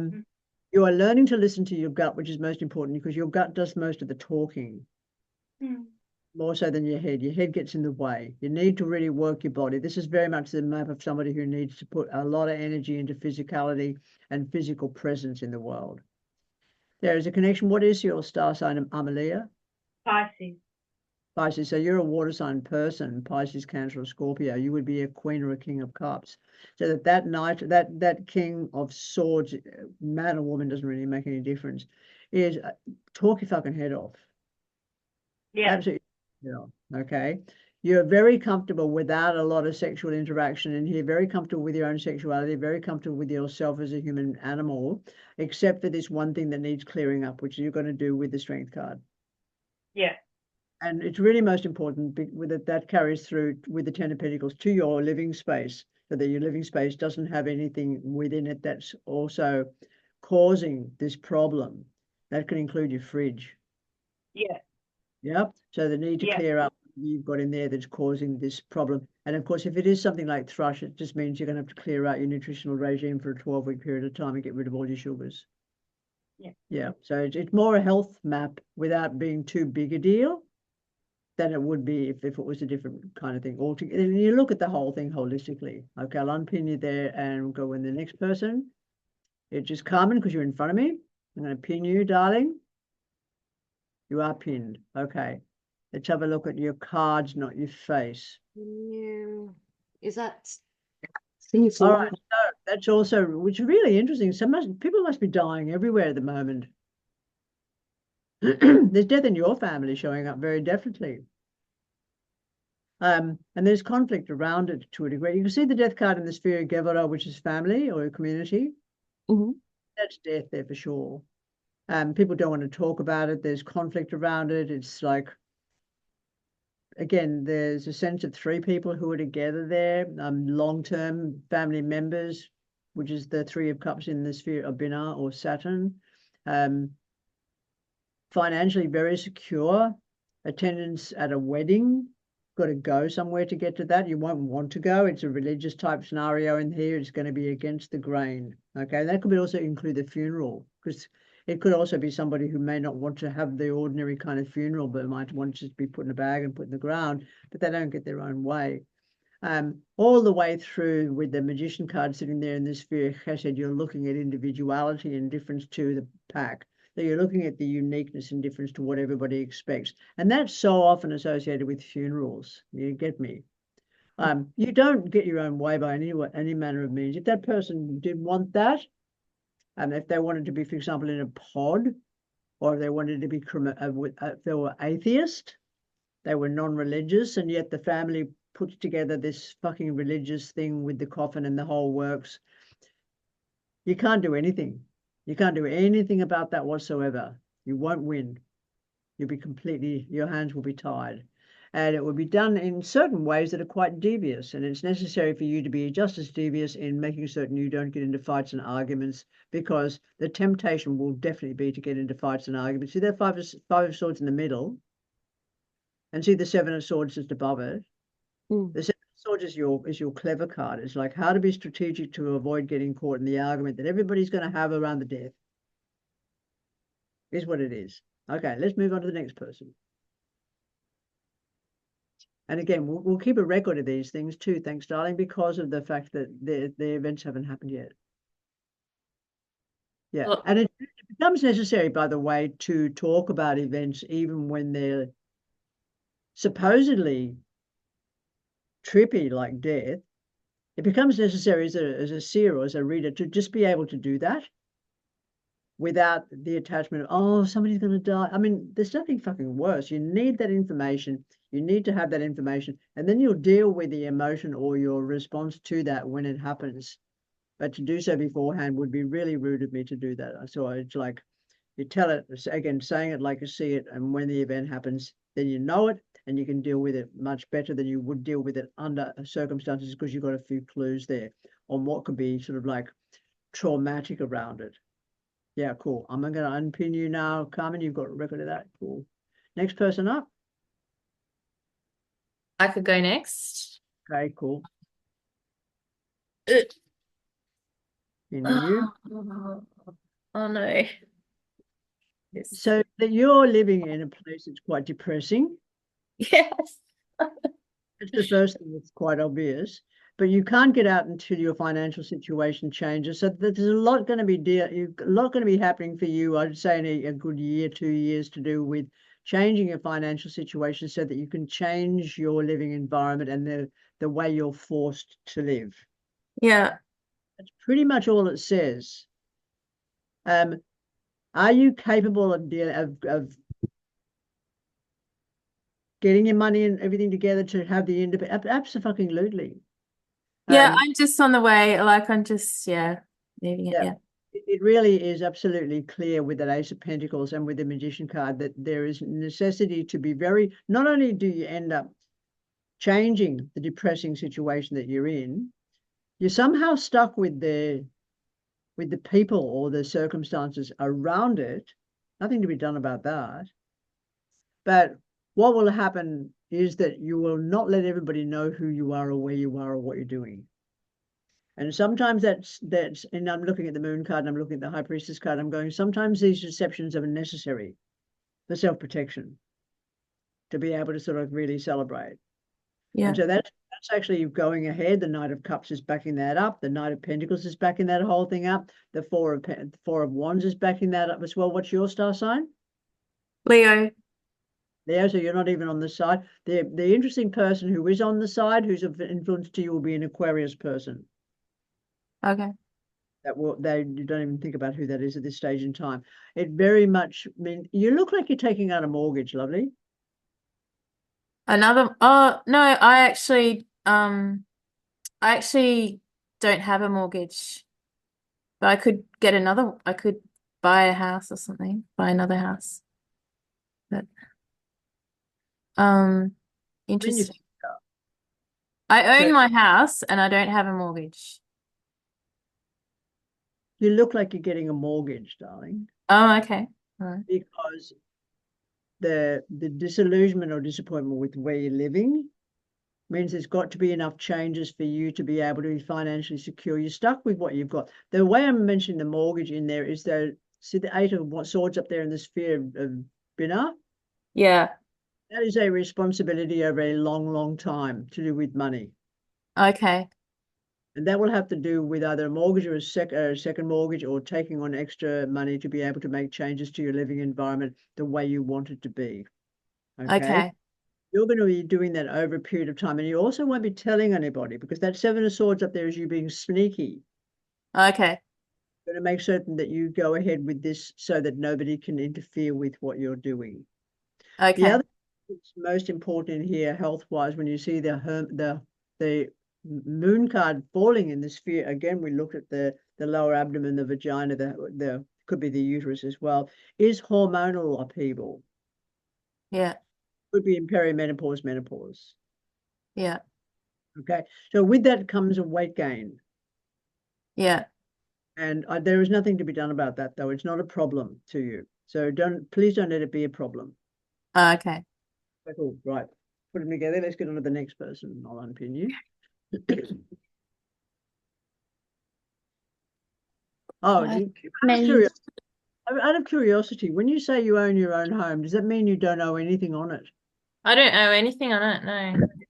Okay, so that means when you make changes, there will be money to be paid out.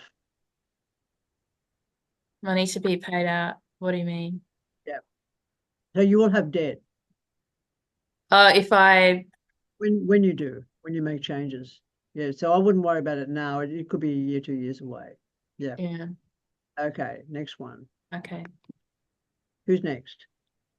Me. Who's me? Victoria? Yeah. Okay. Can you?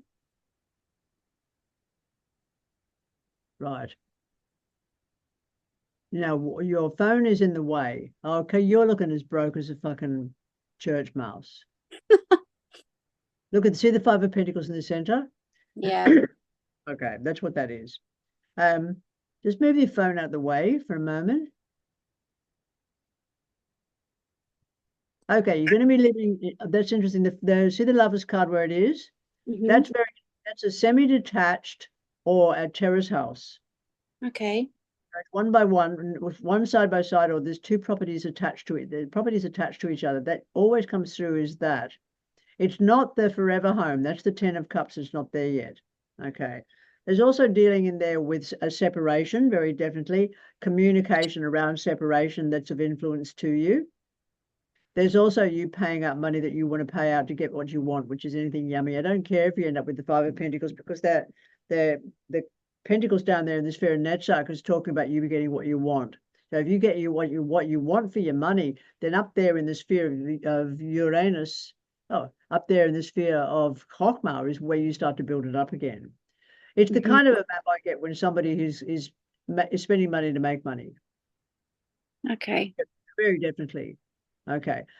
Is there chaos up on the left-hand side, left pillar, pillar of severity? Abso-fucking-lutely. Does it have to do with family? Abso-fucking-lutely. Is it awful? Abso-fucking-lutely.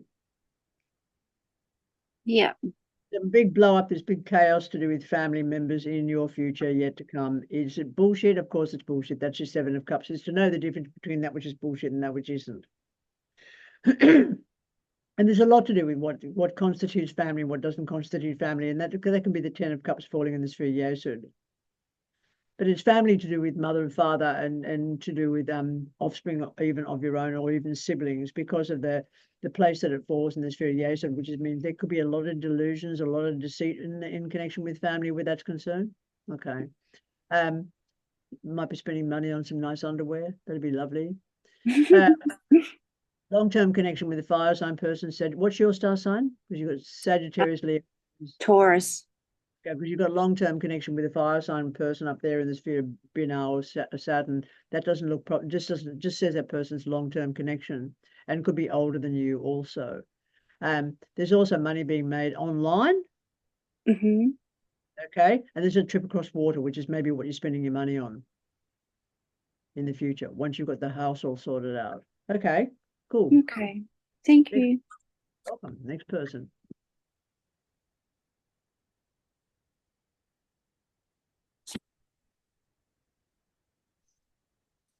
Anybody else coming in? Or are we all done?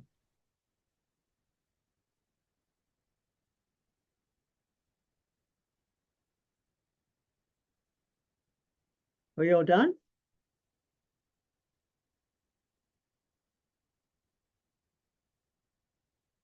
I probably should unpin you. No, you are unpinned. Okay, so let me get myself in there somewhere.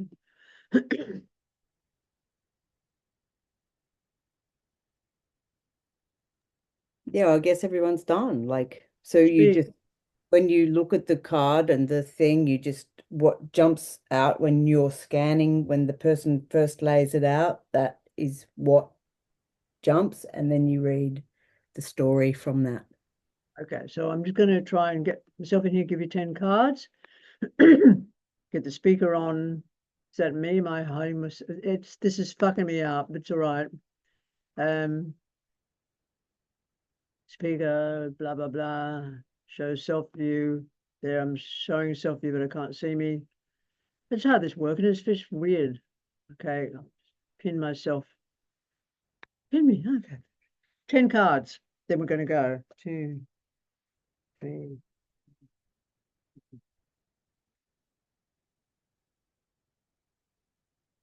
You see, you can't practice these with yourself. The Stargate map. You can't practice it with yourself. You can practice it on your people around you. You can sort of see if you can get them to participate. But don't let them say anything, because it always pisses me off when anybody says anything when I do a prophecy. And it pisses me off because they think I'm talking about stuff that's already happened. I get a few. Anyway, we'll cover these cards for now. 10. We've got the Wheel of Fortune. Wheel of Fortune just means same as. Round and round and round she goes. Routine. Nothing much to write about. It can be the wheels of your vehicle. It can be a tour, and can be a circuit, which you'd get if people are working in gyms or in any form of. It's a repetitious phenomenon, so that if a person, for example, does the same thing every day, then the Wheel of Fortune is going to turn up. It's not problematic. It's not anything. Next one, 6 of Pentacles. It depends on which one you are. You're either the beggar or the payer, but it's paying out. So it can be wages. It can be, you've got to beg for you've got to have to beg for things. It might not necessarily have to do with begging in the street, but begging takes all kinds of forms. And sometimes people who give too much, they're actually begging for attention, and they're taking a lot. So I'm a bit wary of the 6 of Pentacles when it turns up. I want to know the context, but it's basically saying that a person is either paying or being paid. Okay, 2 of Pentacles. If it's got to do with money, it's part-time anything. It's part-time work. Part-time anything. Can be co-parenting, where you have your offspring with your part-time. Part-time carer. It can also, in a house where there's shared money, be an imbalance on financial levels, because you can see one pentacle higher than the other. If it's turning up with a health spread, it's somebody who's got one leg shorter than the other. Quite often they've got a problem associated with their back as a result. 2 of Swords, interesting. It can be very peaceful, the 2 of Swords. It can be whereby you don't have to communicate, or you don't communicate. It can also be indecision. Everything depends on what it falls with, nothing on their own. It could be indecision. It can also be that sense of like having the back, you see the ocean at your back.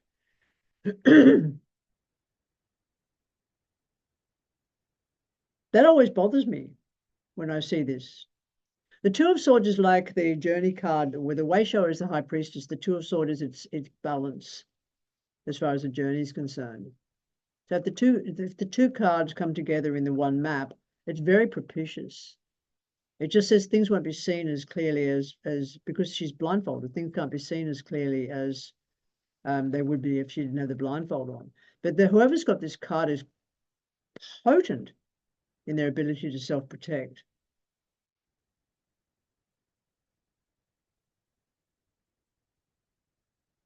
Five of Wands ultimately can be many things. Five of Wands is one of those stories that's got a lot of different ways of expressing itself. It can be mess. It can be people talking over the top of each other. If it falls with music, it's a band, never an individual. But it's usually mess. Can also be confusion, by the way, conflicting thoughts and ideas. But it's not violent. Okay. Five of Wands, by the way, when it turns up in the sphere of Gevurah and it's close to a strength card, it's a martial art. But one like Aikido that doesn't use a lot of, it's not like Taekwondo that can be quite aggressive. It's not aggressive. Moon card basically says I can't, it's through a glass, it's that Sylvia Plath expression, through a glass but darkly. Can be self-deception. Can have to do with hormones. Doesn't say imbalance or out of balance, it just says hormones. It can have to do with mood, introspection. If it turns up with the Devil card, it's insanity. If it turns up with the Seven of Cups, it's absolute addiction. It's a bit wavery insofar as it's not necessarily a pleasant card. It's just blurring a bit. Not necessarily pleasant, but it depends on what it's with. Nine of Wands, my second favorite card. My two favorite cards in a pack, you probably already know. Nine of Wands, Nine of Pentacles. Nine of Wands basically says don't waste your words on people who are not listening. It definitely means you're not being heard. I get this in vast numbers with school teachers because they're teaching, they're not educating, they're not allowed to educate. They've got to stick within a curriculum. Drives a lot of really good educators crazy because they've got to follow the rules. You know, they're not allowed to cuddle a kid if a kid's crying because their heart's breaking or whatever. So it's difficult. But the Nine of Wands is also when you've said it and said it and said it and said it and said it, and if you say it one more fucking time, you're just going to vomit. So it's when you've stopped repeating yourself. Like that card. Seven of Pentacles can be anything. It used to be, interestingly enough, when it turned up with the Devil card, it was a dope crop. But it stopped doing that since medical cannabis became available. Isn't that interesting? I haven't seen it in decades. But if it turns up with health, it can be a growth, but it's not a cancer because it hasn't got a Devil card with it. It turned up in somebody's cards tonight, and I said it looked like it was a thrush. But it can also be a weight gain, but it can also be if it turns up with stories around stability and financial security and way of life. It could also be a real sense that harvest has come in, so it can be very propitious.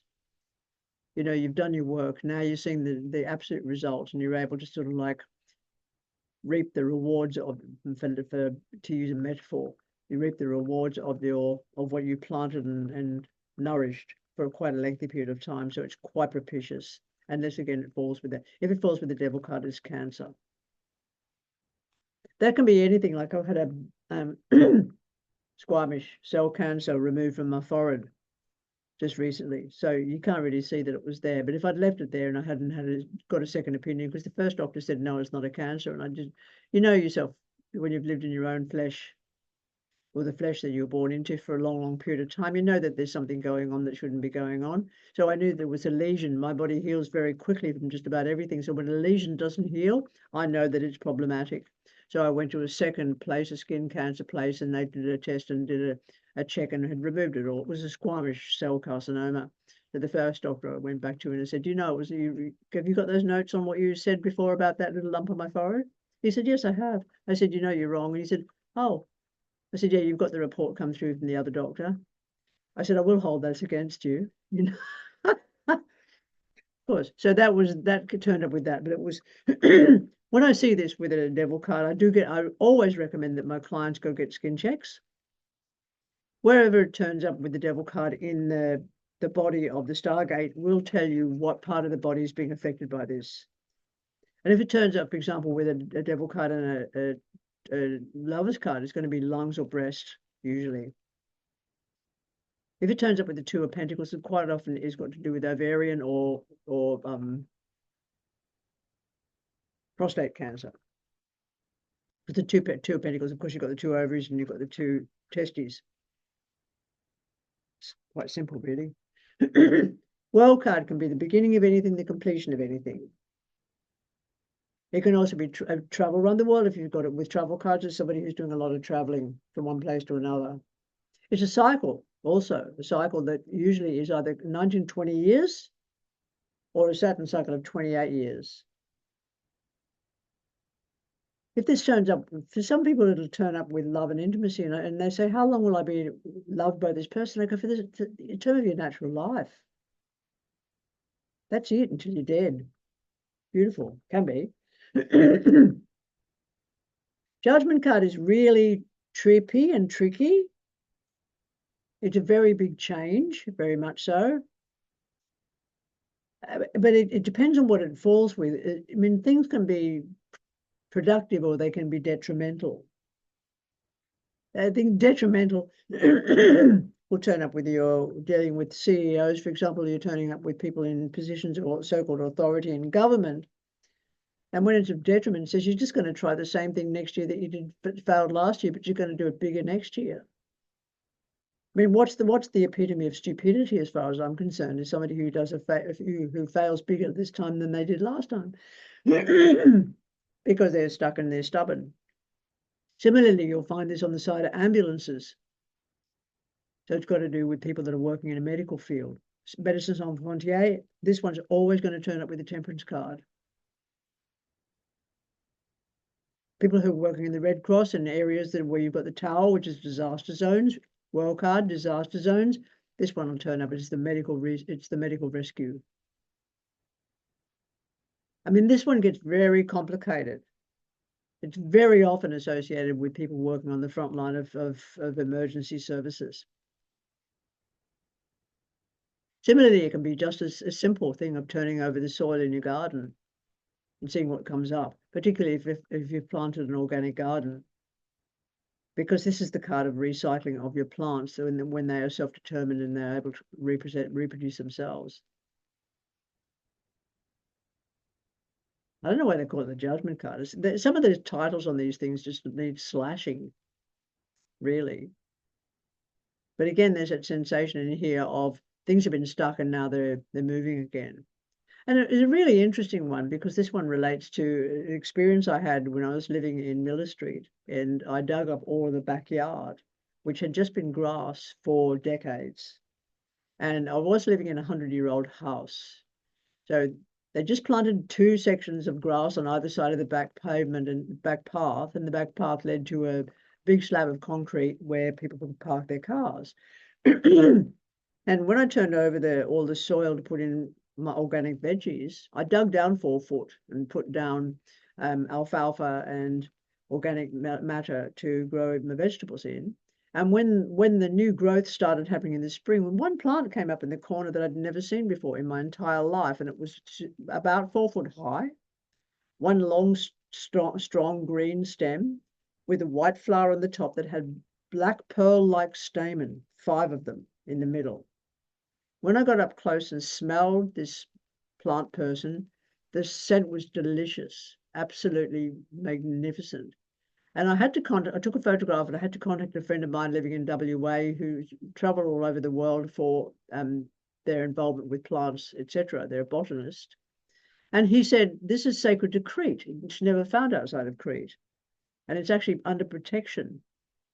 I mean, that's rather interesting. So that told me who the first person who moved in this house was, that they'd secreted a seed from their home country and they'd planted it in the garden and it stayed buried and compacted under the soil until I turned the soil 100 years later. So this can be that which has been, I mean, when you think of an entire nation of people who've been suppressed and then they take their liberation away from the oppressor, that's this also. So it's in its own way, it's a form of freedom. It's a card that represents to me freedom. And that's our 10 cards for the night. And I'm going to love you and leave you. It's been a weird one, and I need to work out what Zoom has done to us. And I will get the last week's worth of work and this one edited up as soon as I possibly can. Yeah. Any other questions before we finish for the night? No? No. Thank you so much. Bye, everybody. Bye.